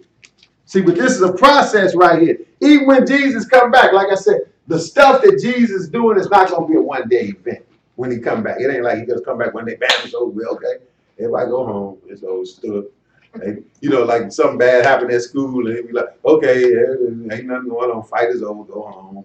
Nah, this is a little bit, this is the whole world we dealing with. This going to take a little time and a month and a half to kill up, let's say, 7 billion people, because it's going to be so many killed, it's not even funny. That's pretty good. It's going to be a lot killed already and some of the other stuff going, but still. 2 Peter 3 and verse 10. Go ahead. But the day of the Lord will come as a thief in the night. See, that's what Paul just said in Thessalonians. He said it's going to come as a thief. And you're going to know when it's getting close, because they're going to act like it's some peace and safety, then sudden destruction going to come. It's going to come as a thief in the night. Go ahead. In which what, though? In the which the heavens shall pass away with a great noise. A great noise. Go ahead. And the elements shall melt with fervent heat. They're going to melt with fervent heat. Go ahead. The earth also and the works that are therein shall be burned up. See, it's going to be burned up. Now, is this just one day? It's going to take some time. It's going to be some fire burning for a minute. Go ahead. Seeing then that all these things shall be dissolved, what manner of persons ought ye to be in all holy conversation and godliness? Looking for a way for what? Looking for and hasting unto the coming of the day of God, wherein the heavens being on fire shall be dissolved, and the elements shall melt with fervent heat. See, this is going to be a process right here. This ain't going to last, happen one day. Oh, wow, that was quick. Now, it's going to take a little longer. Still going to be quick, though. The dust going to settle after it told you. You know, that's why it's getting you down to 45 more days. Go ahead. Nevertheless, we, according to his promise, look for new heavens and a new earth, wherein dwelleth righteousness. Because it's a whole process. He's going to come back, kill up a lot of people, burn up. From one end of the earth, there's going to be few men left when the dust settles. But the dust is going to take the dust a while to settle, because it's going to be the worst devastation the world has ever seen. That's why he gives you that 45 days on the back end to say, hey, by the time you get to this, it's good. So hopefully that answered that. That was long and drawn out. And the other one, oh yeah, about porn. Yeah, that's lust. That's sin. But they said, was porn sin? Porn sin. Really? Yeah. Well, that's, you know, they might not know, but they might not know, but it's sin, because the Lord talk about lust and lasciviousness and coveting. So let's look at it, because let's know what sin is first of all. Let's go to 1 John 3. 1 John 3.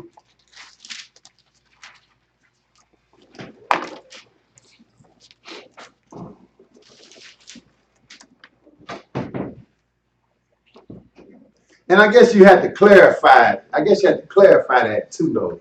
You might have to clarify that, because you know, the Lord ain't got no problem. You know, obviously they're talking about watching somebody else, I would think.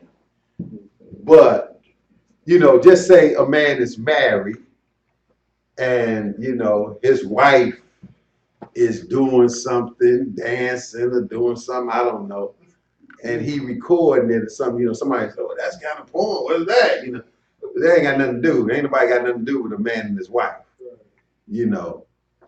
And I mean, he don't need to put that on the internet. but so we'll stay out of that. But we talking about if a man or a woman is lusting after somebody else and some other flesh, then that's where a problem come in at. 1 John 3 and verse 4. 1 John 3 and 4. Whosoever committeth sin transgresses also the law, for sin is the transgression of the law. So sin is the transgression of the law. So we need to find out, what law would apply to that. Let's go back to the 10 Commandments. Let's go straight to that. And that's in Exodus, the 20th chapter. And we're going to get right to the point. Exodus, the 20th chapter. And let's pick it up at verse 14. Exodus 20, verse 14. Read that.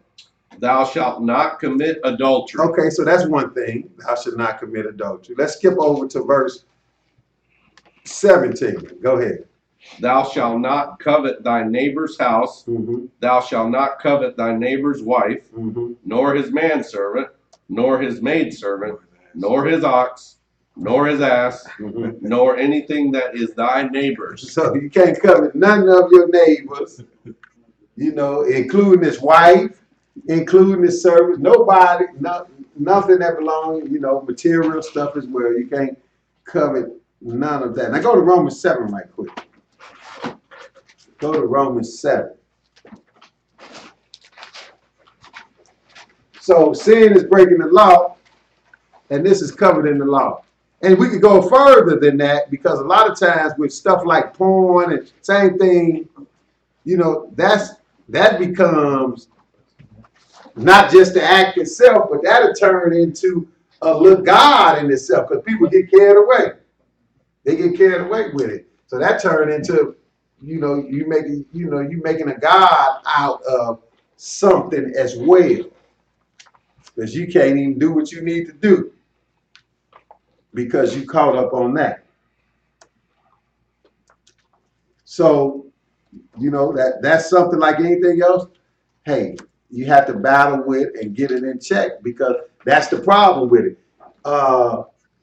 Like I mentioned, the situation with a man and his wife. Ain't nothing saying, a man can't video his wife or whatever. They set up a video camera, both of them. That's what they like it. I love it. But the thing is, again, you don't want to see Paul say something to the effect of, that could be lawful. He said, but all things are not expedient. And he said, and all things are lawful if it's not sin, of course, but I won't be brought under the power of anything. So if something got control of you that you just said, I can't stop. I can't. It's like drugs or whatever. And that's what porn would be like. That's why they make all the money that they make. They say they make porn, make more money than football, basketball, baseball, all put together. That means they making some money. So, because people caught up on it. So that's the other thing. But what did I say? I forgot what I said. What scripture? Romans 7. Thanks. Romans 7. Thanks. Romans 7. And because then people get to a point, they act like something is wrong with the law, but he was making that clear here. Romans 7, and we're going to pick it up at verse 7. Romans 7 and verse 7. Go ahead. What shall we say then? Is the law sin? And that's what people try to make like something wrong with the law. Oh, that law wasn't no good. You couldn't keep it, like it was the problem. No, the law is not the problem. Sin is the problem. The law points it out. What should we say then? Is the law sin? Of course not. Go ahead. God forbid. God forbid. What does the law do? Go ahead. Nay, I had not known sin, but by the law. That's how we know we sinning, but by the law. Go ahead. For I had not known lust, except the law had said, thou shalt not covet. So that's what coveting is. It's desire. You ain't even did nothing yet. You ain't even did nothing. And that's why they got it. The world is messed up now. You know, probably back in the day, I guess back in the day, you could get a magazine. You had to go somewhere to get that. Now you can go right online on your computer and lust your little heart out. So it's more, everything is more accessible. But that's what coveting is. It's just a form of love. So you haven't even did nothing. In other words, you don't have to go out and sleep, lay around with 15 people. Just the act of you sitting there lusting about it is a problem in itself. Just like Jesus said this, and this will be the last one on this. On another note, what did he say here in Matthew 5? What did he say here in Matthew 5? Because we read the commandment, we read the 10 commandments, but it's always been bigger than just, you know, the physical act, and that's what brings in the mindset.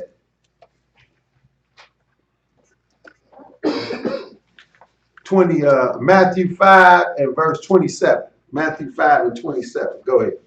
You have heard that it was said by them of old time, thou shalt not commit adultery. But I say unto you, that whosoever looketh on a woman to lust after her hath committed adultery with her already in his heart. Okay, so now he's looking to lust after her already in his heart. So that's why I say you ain't got to do nothing, because that's what the commandment against being covetous is all about.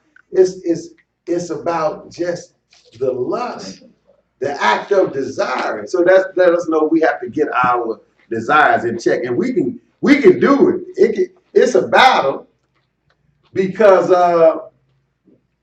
you know, when I was new in the word, I say this all the time. Tell it like, well, when I was new in the word, you know, just say I grew up just a whoremonger, fornicator. That's what I knew. That's what I did. So it wasn't nothing just to be summertime walking down the street. You know, women half naked where I live at anyway. So hey, I'm looking all day. So when I got in the word, that was some type of battle trying to just stop that. No, you can't do that. Like, I'm gonna break my neck. No, don't look, because that's what you used to do automatically. But so anybody that have an issue with that type of thing, with lusting after women and all of that, anybody that have an issue with that, or the other coin could be on the opposite side. I talk from a man perspective because I'm a man, but it can be a woman doing the same thing, lusting as well. Women can be caught up on porn. I think it's probably definitely more men, but women can be caught up on it as well. But anybody that have an issue with that, you need to understand you can get it under control, because I know as bad as I was, if I can get a grip on some things, you can get a grip on the thing. And if you don't get a grip on it, God might use me as an example. Look, if he could change, you could have changed. Because I had it bad. So hopefully that answered that. You had one. It's probably going to be the last one. You had one. You forgot by now. I forgot. It's, too much, huh? I often Google it myself. But my phone's still dead. Okay. All right, well, one more then. It's Jude. It's easy. I think it's easy. Is there another account? What happened? Jude 9. And what was the relevant accusation? That's the last one online. Say it again. Is there another account of Jude verse 9? And what was the relic accusation? Oh, okay. Gotcha. Let's read it. It's only one chapter, Jude, right before Revelation.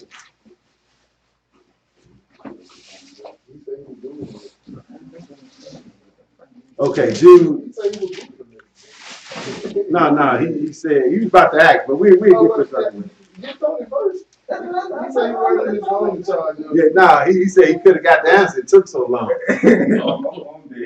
But go ahead, we do this one since we're here. Let's read this right quick. He gonna get after this.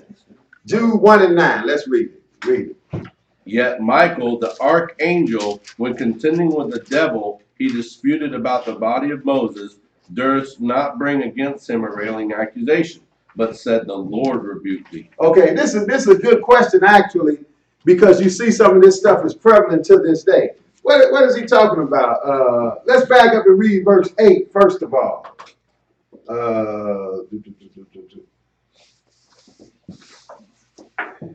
Yeah, verse 8. Likewise, also these filthy dreamers. Okay, so he's talking about some filthy dreams. He really talking about some false prophets and all of that. Back up and read verse 4 so we get a grip on this. Go ahead. Yeah, verse 4. Mm-hmm. For there are certain men crept in unawares. So that's what he's talking about. Certain men crept in unawares. And he's warning these saints that they need to be on the lookout for these certain men and contend for their salvation. But there are certain men crept in unawares who what? Who were before of old ordained to this condemnation. Ungodly men. They're ungodly men. What they doing? Turning the grace of our God into lasciviousness. That's what preachers doing to this day. They making our grace to give us a license to sin. Oh, we ain't got to keep the law. That's saying we ain't got to keep the law because we under grace. Now that's saying I can sin due to grace, and that don't make no sense when sin killed you in the first place. So they turning the grace of our God, which that's a great gift we got from God, His grace to give us a chance to still get life in spite of our sins. But you can't turn that into lasciviousness, and ultimately you end up denying the Lord. So now, he's talking about certain men. So now let's get to verse 8, and he said likewise about these filthy dreamers. What they do? Likewise, also these filthy dreamers. What they do? Defile the flesh. Defile the flesh. Go ahead. Despise dominion. Despise dominion. You know what dominion is? That's people in charge. You know, it's just like we got some brothers, we got some Hebrew brothers now that kind of behave like every people of all races, whatever, behave this way. I'm just talking about people that if you're supposed to be trying to serve the Lord, then you have to be careful how you talk about people. It don't matter if they wrong is all outdoors. If they in a high place and high authority, you still want to watch yourself with that. So, you know, it's just like, you know, people talk about, you know, presidents and all of that. But I guarantee you it probably would be a different story if the president come with all of them people that he can have with him, come with the Secret Service and all that. It'll probably be a different story, and it's unnecessary. So, for instance, my point is, you can't just, you know, I can point out, I can see, okay, whether I think the president wrong, they give you freedom of speech and all that, but just to get out land and be like that, F for him, F was all so, you know, ain't no, you know, you got to be careful with that. It's just like in the Bible, Nebuchadnezzar had took Daniel into slavery. It don't get no, you know, it don't get no more direct and painful than that. He took Daniel into slavery, and Nebuchadnezzar was not a servant of God. But Daniel, when he addressed Nebuchadnezzar, he addressed him with some respect. He said, "O king, live forever." That's how he addressed the kings, period. So you have to be careful. So he say, likewise, these filthy dreamers defile the flesh, despise dominion, and speak evil of dignities. So that's what he warning you about. Yet what? Yet Michael, the archangel, when contending with the devil, he disputed about the body of Moses, durst not bring against him a railing accusation, but said, the Lord rebuked thee. So in other words, Michael, archangel, when he deal with Satan, he don't even start snapping off. Now this dude got all kinds of power. He the archangel. He don't deal with that. You no good, suck up. You out good.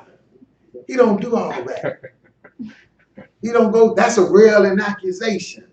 You flying off the handle. Like, and I'm really thinking about my Israelite brothers who be on the corner screaming and hollering, cursing people out, acting crazy.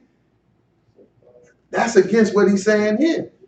You know, you might, okay, you say, well, they just dealing with people walking by, but they'll talk about anybody. They'll talk about anybody, the president. They'll talk about anybody, just however they feel like talking about them.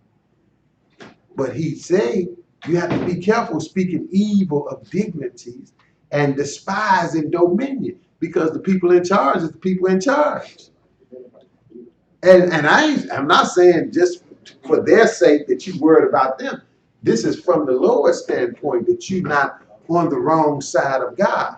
Because Michael, with all this power, he contended with the devil. He disputed about the body of Moses. He don't bring against him a railing accusation, but said the Lord. In other words, that's all he said. That says enough.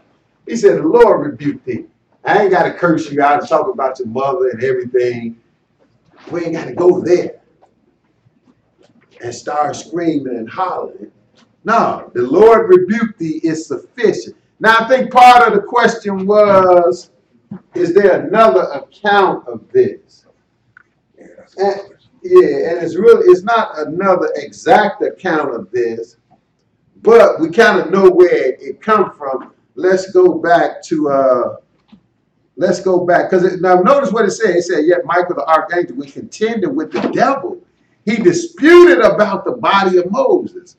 So we get some insight of some stuff that went on concerning the body of Moses and Michael, an angel, and Satan, which is also an angel. So that's some deep stuff. So it's not an exact account that we have on record here that I know of, but you get some allusion to it here in Deuteronomy, the 34th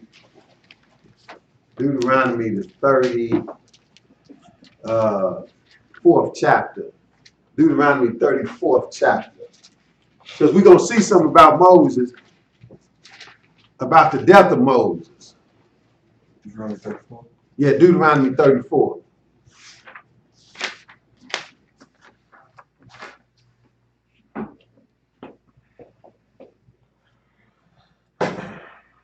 Pick it up at verse 7. And okay, Moses was 120 years old when he died. I'm sorry, I missed it. Verse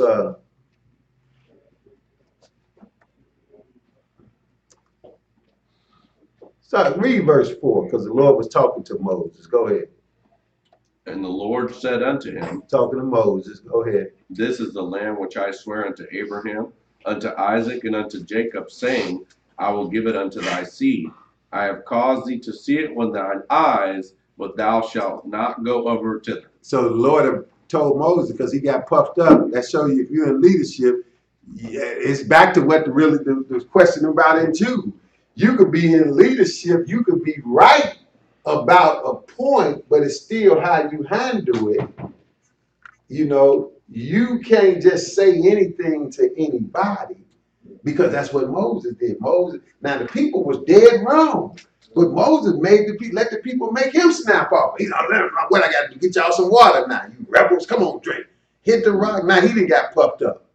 Now he got himself in trouble because the people was being hard-headed and stiff-necked. So that's a lesson. Let alone these brothers just stand on the corner, just snapping on people, hollering, screaming, cursing them out, talk about the president and his mama, talk about everybody. You can't. You're not supposed to do that. That's what he said. He speak evil of dignities and dominion, despise dominion. So the Lord told Moses, "You not for what you did. You're not going over the land." He tried to get out. He said, "Lord, let me go see that land." He said, "Look, don't even talk to me about that no more, Moses. You ain't going." So, but he let him see it with his eyes. Then he said, that's it. So he let Moses see it. Now he says, time to die. But notice this, verse 5. So Moses, the servant of the Lord, died there in the land of Moab, according to the word of the Lord. So he died right there. Now check it out. Moses went up there to deal with the Lord by himself. Wasn't nobody with him. So nobody, in other words, Moses just left and never came back. So they just assumed he was dead, but they didn't see him die. Because he died all by himself up there with the Lord. Wasn't no people with him. Go ahead. And he buried him in a valley in the land of Moab. Now I said he buried him. He buried him. It wasn't no man. The only one up here is the Lord, but the Lord have his angel, whatever. So he buried him in the valley in the land of Moab over against Beth Peor. Go ahead. But no man knoweth of his sepulchre unto this day. But no man knoweth of his sepulchre unto this day. So this is allusion to Jude. Jude get a little more in depth, but so evidently in somewhere in here, from what Jude is saying, that's when Satan was gonna try to do something with Moses' body because he had an opportunity. Ain't nobody, but evidently what we read, hey, Michael stepped in like, look, I'm taking care of this, and buried him. And then it said, no man knoweth of his sepulchre unto this day. They don't even know where Moses buried at. That's how special Moses was to the Lord. You can't even find his grave. Because I'm taking care of my servant myself. Had the angel take care of that. And we get that from Jude. So it must be something else. Like we said, we know we don't have every single detail in the scripture we got, but we got more than enough. So I ain't worried about looking, where can I find that at? I ain't worried about it. See, we know it's other good books outside of what we got here, but we don't need it, obviously. We got more than enough. We got from the beginning to the end and all in between. And then that's when, it gives you his history, verse 7. And Moses was 120 years old when he died. His eye was not dim, nor his natural force abated. And the children of Israel wept for Moses in the plains of Moab 30 days. So the days of weeping and mourning for Moses were ended. Okay, so now his time was up. They wept for him, but that was it. Go ahead, Tony. We're good. Oh, man, now you. I got it. You forgot? No. You ain't find it? All right, man. I ain't want my question to take too long, but I wanted to ask about Rome and their bloodline lineage, and does it sync with Esau? Like, is there something between them? 'Cause I know Esau's in the land now. Right. And when they start the sacrificing, Rome gonna come down and tell them to stop. Right. And with that, I was just wondering, with Jacob and Esau been waiting so long to get in that land. Now that he there, then he get pushed out by the Romans. I'm like, what's the bloodline with the Romans? Like, that's why I went to Genesis chapter 10 to look at the table of nations, and I was trying to find them. Right. I was trying to find like which one, like Toskies or something like that. I was just trying. Yeah, well, this looked like the Romans here. Let's go back to Genesis 10. But now, Esau is closer to us than the Romans. Esau come from Shem, like us, because they're Jacob's twin. Correct. So Esau come from Shem. The Romans come from the Gentiles. So they ain't no connection between them. Right. The only connection is Esau is shrewd, and he all up in a video. That's the only connection. Esau all up in things with the Romans. And that's why some brothers can't even tell the difference. But no, it's a difference. They totally different bloodlines. So ain't no mixture, nothing going on. And Esau did marry, like they went through they went through, they talk about this Ashkenazi deal. Well, Esau married a bunch of, Eastern European women back in the day, but that still ain't changed nothing. They just married some women. It still ain't changed who they are. Because that's what some history tells you. They start talking about Ashkenaz, but the Ashkenaz part come in is that they just married a bunch of these Eastern European women. But now, we said Genesis 10. So, but the Romans come over here. They come from the Gentiles. They straight Gentiles. We'll pick it up at verse.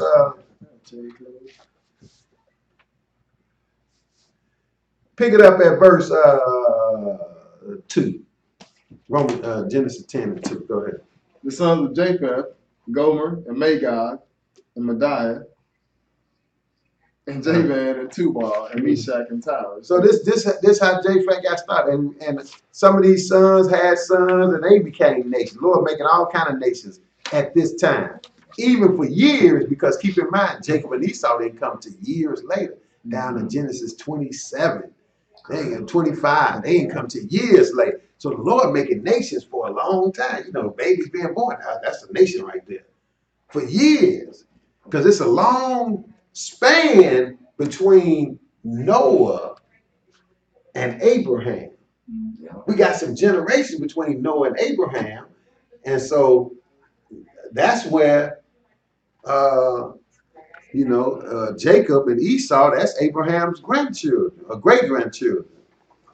No, grandchildren. Jacob and Esau, that's his grandchildren. So that's many generations from what we read now. So they can't be connected with Gentiles at all. They just rolling with the Gentiles. Just like the Arabs are not Gentiles, but they do okay. They hold their own in this world. Everybody can do okay but us. The Arabs hold their own. They got old. They doing pretty good. The Gentiles let them have a little piece of the pie. But this the time of the Gentiles. Gentiles running. This their time. They supposed to run it. The Arabs just up in their video a little bit, and then they act crazy. The Gentiles put them in their place.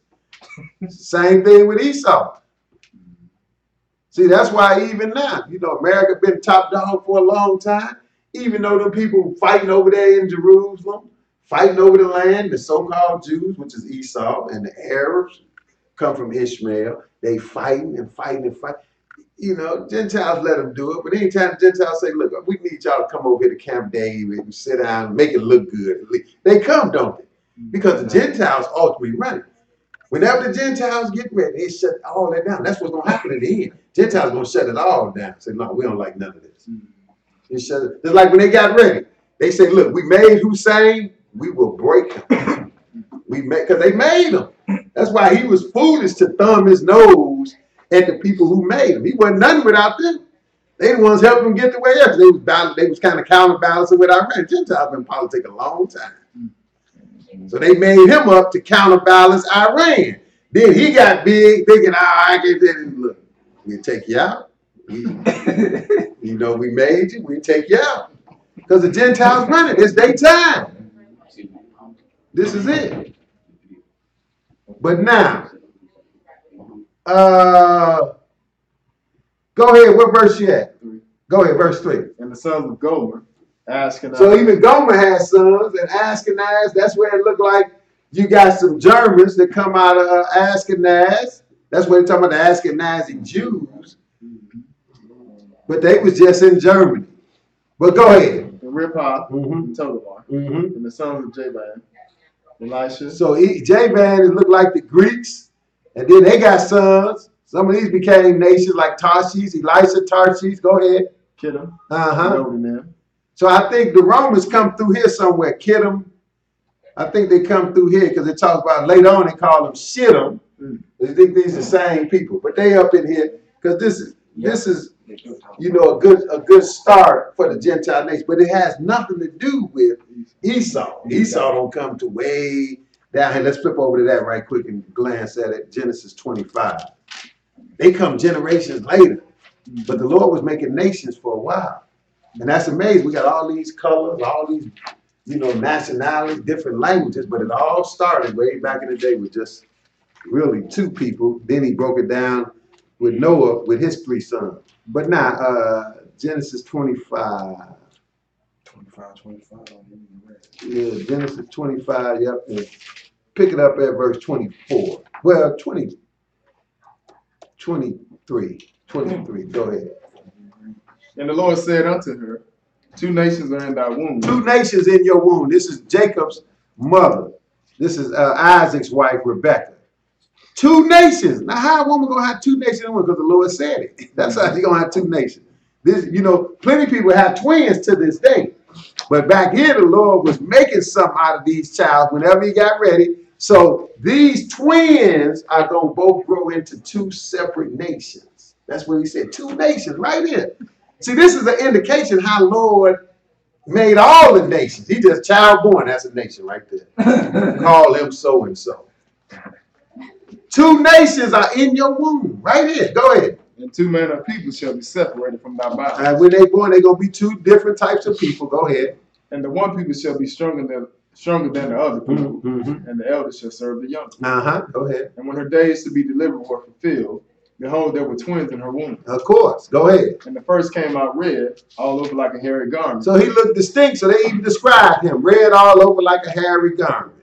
And what's his name? And they called his name Esau. And his name was called Esau. So this is when Esau was born, who later inherited the land they called Edom. This when he was born has nothing to do with Gentiles, because this bloodline comes from Shem. Right. Gentiles is Japhet. Noah had 3 sons, Shem, Ham, and Japhet. Japhet is where the Gentiles come from. Esau come through Shem, come through Abraham, Isaac, and born next to Jacob at the same time. So he come from Shem. That's why he used the term. That's why you don't hear Gentiles use the term about themselves being anti-Semitic. Gentiles don't say that because they're not Semitic. They know that. They don't say that. They say, oh, you anti-Semitic when you do something to them. But they don't look at themselves as being Semitic because they're not Semitic. They don't come from Shem. Semitic come from Shem. Esau do come from Shem. So he is Semitic. That's the one say he's a Jew. But that's that. I was just looking at you at first. I'm like, Esau, you've been waiting so long. And now you in the land. Well, he been there. Tell me the Antichrist not gonna be like. Oh yeah, well, he can't be one. Well, Esau didn't enjoy it for a while. He been living good. He been living good. It's all got to come to an end eventually. Yeah, never mind. Go ahead. What's your question? We just gonna be the last one. Go ahead. Mine was about tithing. About who? Tithing. I didn't really know much about it. Who? Tithing to the Lord. Tithing. Okay. I just know that's probably wrong, but we was talking about it last week. Okay. I never really got into it, never really read about it. I always thought it was a bunch of small stuff come out of Sunday church now. Yeah, but they didn't misuse it. Yeah. They didn't misuse it. That's why we don't hardly talk about it, because it's like they even took that to the bank. But, yeah, but it's good. I always thought, because to be honest with you, Brother Bowie, my teacher, when I first got the word in the 80s, Brother Bowie was against tithing. He wasn't thinking, but that's another. He was against tithing. Matter of fact, Brother Bowie said, you ain't got to tithe. He did away with it. And that was because he looked at the way the preachers robbed people. Yeah. So he was against tithing. And one of the things, which is kind of old school Israel doctrine, was that, tithing is done away with because there are no Levites to tithe to. Mm-hmm. That was the spiel. That spiel from some Israelites of the day. So Brother Bowie taught that, but to his credit, later on as time went, he realized that, hey, that was a little overstep. Even though preachers misusing it, that don't make it bad. It's still something that the Lord ordained. They just taking advantage of it. Mm-hmm. So Brother Bowie kind of changed on that. But I ain't listening when Brother Bowie taught that. I could tell. I said, tithe is good. So when I had my little money before he wasn't even preaching tithe, I'm like, I'm tired. I don't care what he said. Mm-hmm. Because I could see it couldn't start and end with Levi when I read this about Abraham. And this is what we had just read in Genesis, the 15th chapter. This is way before Levi. Mm-hmm. So I figured if it was good enough for Abraham, then, hey, it should be good enough for us. And it's just recognizing that, hey, Genesis 14, it's just recognizing that, hey, when the Lord bless you, whatever you get, the Lord got a hand in you getting it and making a way for you to get it. So if you in place to give back to honor the Lord, then you should do it. But I tell people all the time, they don't need to tithe to these false churches because the Lord said, beware of false prophets. So why would I do that? Genesis 14 and verse, Abraham went on this journey, and when he got back and was successful, and again, you got to realize whatever success you get, it comes from the Lord. You can't get it without the Lord. So that's what you acknowledging. Genesis 14 and 18. Go ahead. And Melchizedek, king of Salem, brought forth bread and wine, and he was the priest of the Most High God. Now this is really, we can go through this. It's another lesson, but this was Jesus before he became flesh and blood. He showed up. Yeah, Melchizedek was Jesus before, because Jesus been around. He didn't start with Mary. He been around. Some people say, oh, no, well, it ain't. But when you go to Hebrews 7, it kind of explains that Melchizedek, this wasn't a regular individual. This was a special guy who showed up out of nowhere. Some footnotes in the Bible, it's, oh, he came from a far country. Yeah, he came from a far country. He came from heaven. That's about far as it gets. But see, wasn't no Jerusalem at this time, but it says Salem, which is peace. That's where shalom come from. It come from, Salem come from shalom, which means peace. That's why at the end of Jerusalem is Jerusalem. So it said Melchizedek was king of Salem, and he brought forth bread and wine, just like Jesus do. We're going to do on the Passover, but go ahead. And he was the priest of the Most High God. And he was the priest of the Most High God. See, it's only one intercessor for the Most High God. This was a priest before Levi, but go ahead. And he blessed him and said, blessed be Abram of the Most High God, possessor of heaven and earth. And blessed be the Most High God, which have delivered thine enemies into thy hand. And he gave him tithes of all. So Abraham gave this individual, Melchizedek, tithes of all. So my real point for going here is to show even before Levi started inheriting tithes, because Lord, when you go to the law, you see that the Lord told Levi to take the tithes from Israel. But before they start taking the tithes from Israel, we see that Melchizedek got tithes from Abraham. So it don't start with Levi, so it can't end with Levi. But let's go to something else. Go to Genesis, the 29th chapter, I think it is. Because this is still before Levi. This is Levi's father, which is none other than Jacob. Oh, I think I messed up. Let me see this. Back up to 28. Back up to 28. Genesis 28 and verse 20. Genesis 28 and verse 20. Go ahead, read it. And Jacob vowed a vow, saying, "If God will be with me, and will keep me in this way that I go, and will give me bread to eat." Now Jacob didn't have nothing. Jacob didn't have nothing. He was, his father and them saying, "Go back there and find your white boy, and do what you need to do." So Jacob journeyed on his own. He gonna say his prayer to God and make a vow. Say, "Look, Lord, if you be with me and you give me bread to eat and raiment to put on," you can't really, if you got that, you gonna be okay. And so that verse 21. So that I come again to my father's house in peace. Then shall the Lord be my God. Then the Lord gonna be my God. Go ahead. And this stone which I have set for a pillar shall be God's house. And of all that thou shalt give me, I will surely give the 10th unto thee. So it's acknowledging. See, when you pay tithes or whatever, you acknowledge that the Lord gave you this. You can't have nothing without the Lord. The Lord give you whatever power you get. You got to go get anything. So you acknowledging that. So Jacob said, "Look, all that you give me, I will give to be a tenth of it." And that's what tithes is, a tenth of what you get. And to me, that's always been small. And some people think that it's big. That's a whole lot of 10. That's a 10. That's a whole lot. But we blow a tenth on anything. So it's just acknowledgement. You got $10. If the Lord give you $10, you make $10, you say, "Well, I'm going to give one to the Lord." However that is. Like I said, I wouldn't advise people to give to false prophets because you just helping a bad cause. So, but you got 10s, you give 1.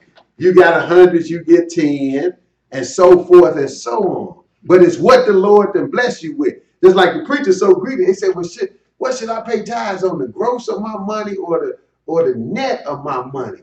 Well, why would you pay tithes on the gross and you ain't getting no gross?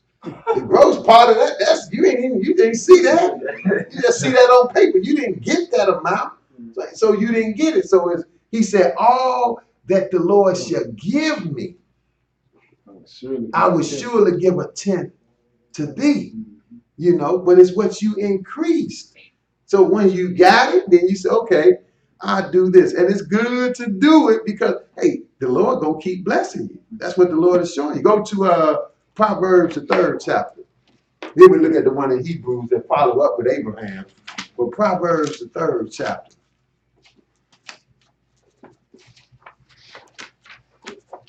So preachers got a lot of this right. They just taking advantage of it. That's why they talk about it all the time. We basically halfway neglect it because we ain't trying to get no money from nobody. But it's just another responsibility. It's just like, you know, we ain't preaching every week you shouldn't eat pork, but we preach that you shouldn't eat pork. So why should we preach about tithes more than that? You know, it's just another duty. But it's a duty. It's good to do. And it's for your benefit when you're dealing with the real God. When you recognize in him by giving of what he has given you. 3 and 1. Proverbs 3 and 1. Go ahead. My son, forget not my law, but let thine heart keep my commandments. Okay. And that was a command we can read in Leviticus where he gave them the law of tithing. But now, skip over to verse 9 and go ahead. Honor the Lord with thy substance and with the first fruits of all thine increase. So you say, honor the Lord with thy substance and with the first fruits of all thine increase. So the Lord that bless you with something, it's good to honor the Lord because you just recognize, Lord, I know you gave me this and I'm thankful. And he gonna keep giving it to you. See, and this show you this was ordained from day one. It didn't say particularly tithes, but still acknowledging the Lord with what he give you was from day one because before anything was started, Cain and Abel both was told they had to give something to the Lord. They was told that. So the Lord let them know, look, you got to recognize me with the stuff you got that I gave you. You need to recognize me, pay me some homage. Cain come, he made a little offering, but it was just threw something up there. Like, you know, I'm just gonna get this. Probably the worst of what he had. He gave of the fruit of the ground. But it wasn't that it was the fruit of the ground, because if that's what he had, nothing wrong with that. But he should have gave some good stuff of the fruit of the ground. You know, people want to be shady, probably picked the bet. Well, I don't want this one. Oh, there's a raggedy crop over here. That tree about to fall down. I'm gonna take that up and give it to the It says something about Abel. Abel was dealing with flocks, but it was the way he did it. It said Abel gave the best, the fat, the good part, and the firstlings of his flock. He brought that to the Lord. So he showed the Lord, look, I'm gonna honor you with my best. It's just like us serving the Lord. Now, you know, we can serve the Lord half-heartedly, or we can go all out. Like most people, they go all out for sin. So I say you might as well go all out for the Lord. So he said, honor the Lord with thy substance and with the first fruits of thine increase. So shall what? Verse 10. Thy barns be filled with plenty. So shall your barns be filled with plenty. See, preachers got that right. Say, oh, Lord gonna bless you, he gonna give you increase. But they just doing it for their own agenda. They just trying to get something. Go ahead. So shall thy barns be filled with plenty, and what? And thy presses shall be burst out with new wine. And your press is gonna burst out with new wine. And this is the last one, Hebrews 7. Hebrews 7, this will do it. Oh, this is, yeah. Huh? I was with that stuff. You want to do it now? Okay. Hebrews 7. Yeah, girls.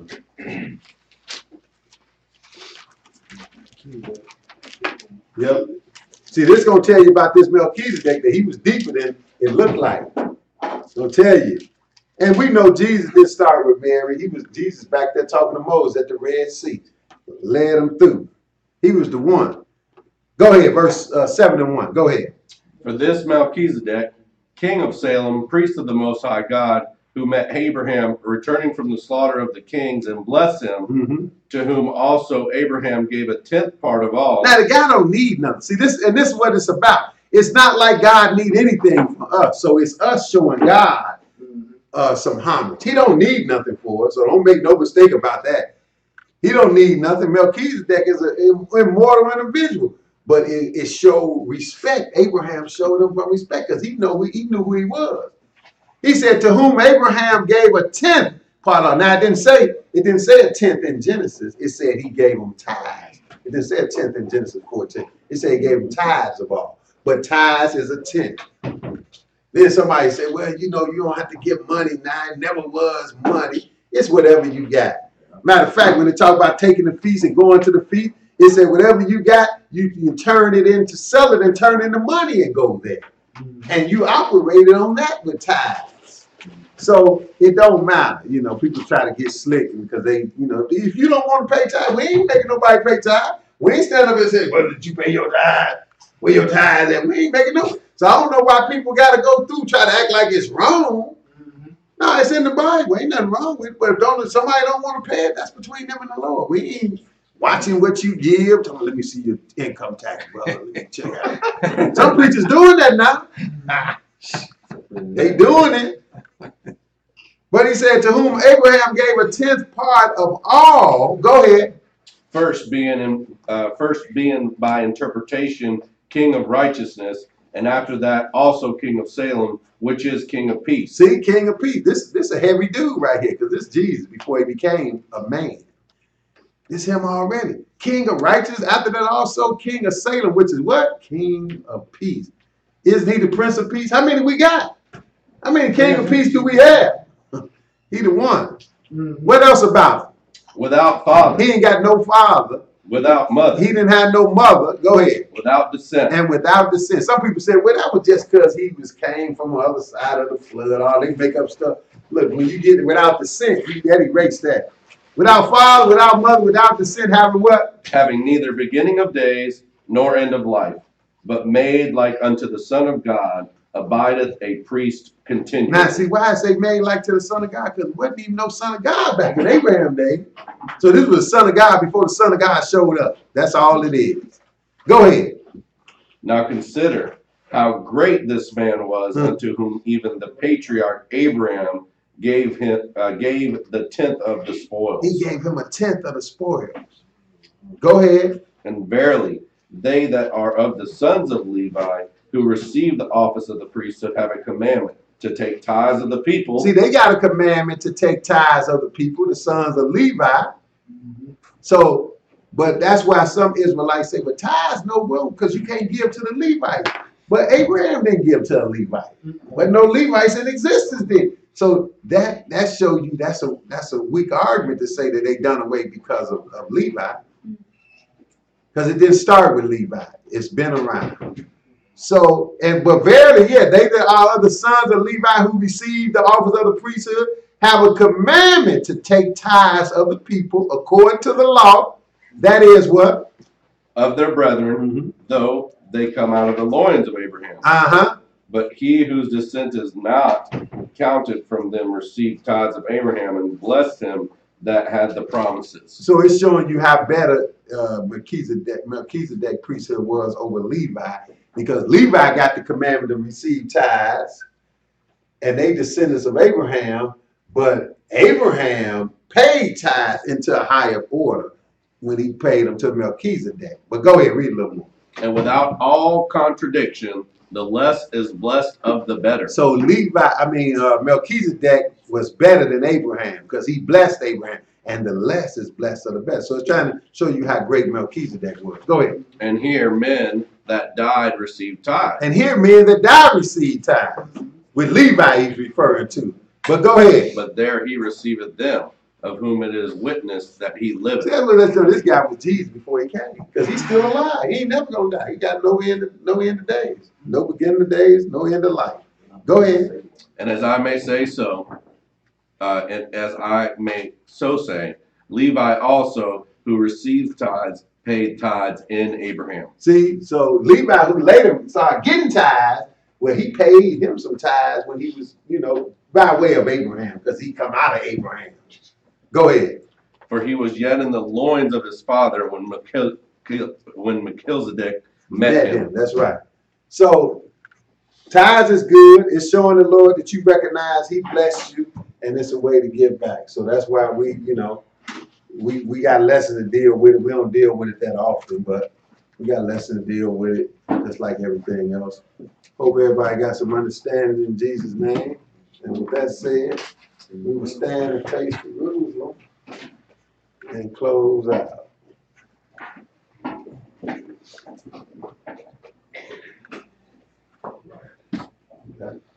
Our Father which art in heaven, Our Father which art in heaven, hallowed be thy name. hallowed be thy name. Thy kingdom come. Thy kingdom come, Thy will be done in earth thy will be done in earth as it is in heaven. as it is in heaven. Give us this day our daily bread, Give us this day our daily bread. and forgive us our debts, Forgive us our debts as we forgive our debtors. as we forgive our debtors. And lead us not into temptation, Lead us not into temptation, but deliver us from evil. but deliver us from evil. For thine is the kingdom, Thine is the kingdom, and the power, and the power, and the glory, and the glory, forever. forever. Praise the Lord. Praise the Lord, For he is good, for he is good, and his mercy endures forever. and his mercy endures forever. Praise the Lord God of Israel. Praise the Lord God of Israel, For he is good, for he is good, and his mercy endureth forever. and his mercy endures forever. In Jesus' name we pray. In Jesus' name we pray. The Holy One of Israel, The Holy One of Israel, the King of kings, King of kings, and Lord of lords, Lord of lords, the one true God, the one true God, and there is no other. there is no other. Amen. Amen. Hallelujah. Hallelujah. Hallelujah. Hallelujah. Hallelujah. Hallelujah. In Jesus' name. In Jesus' name. Amen. Amen. Amen.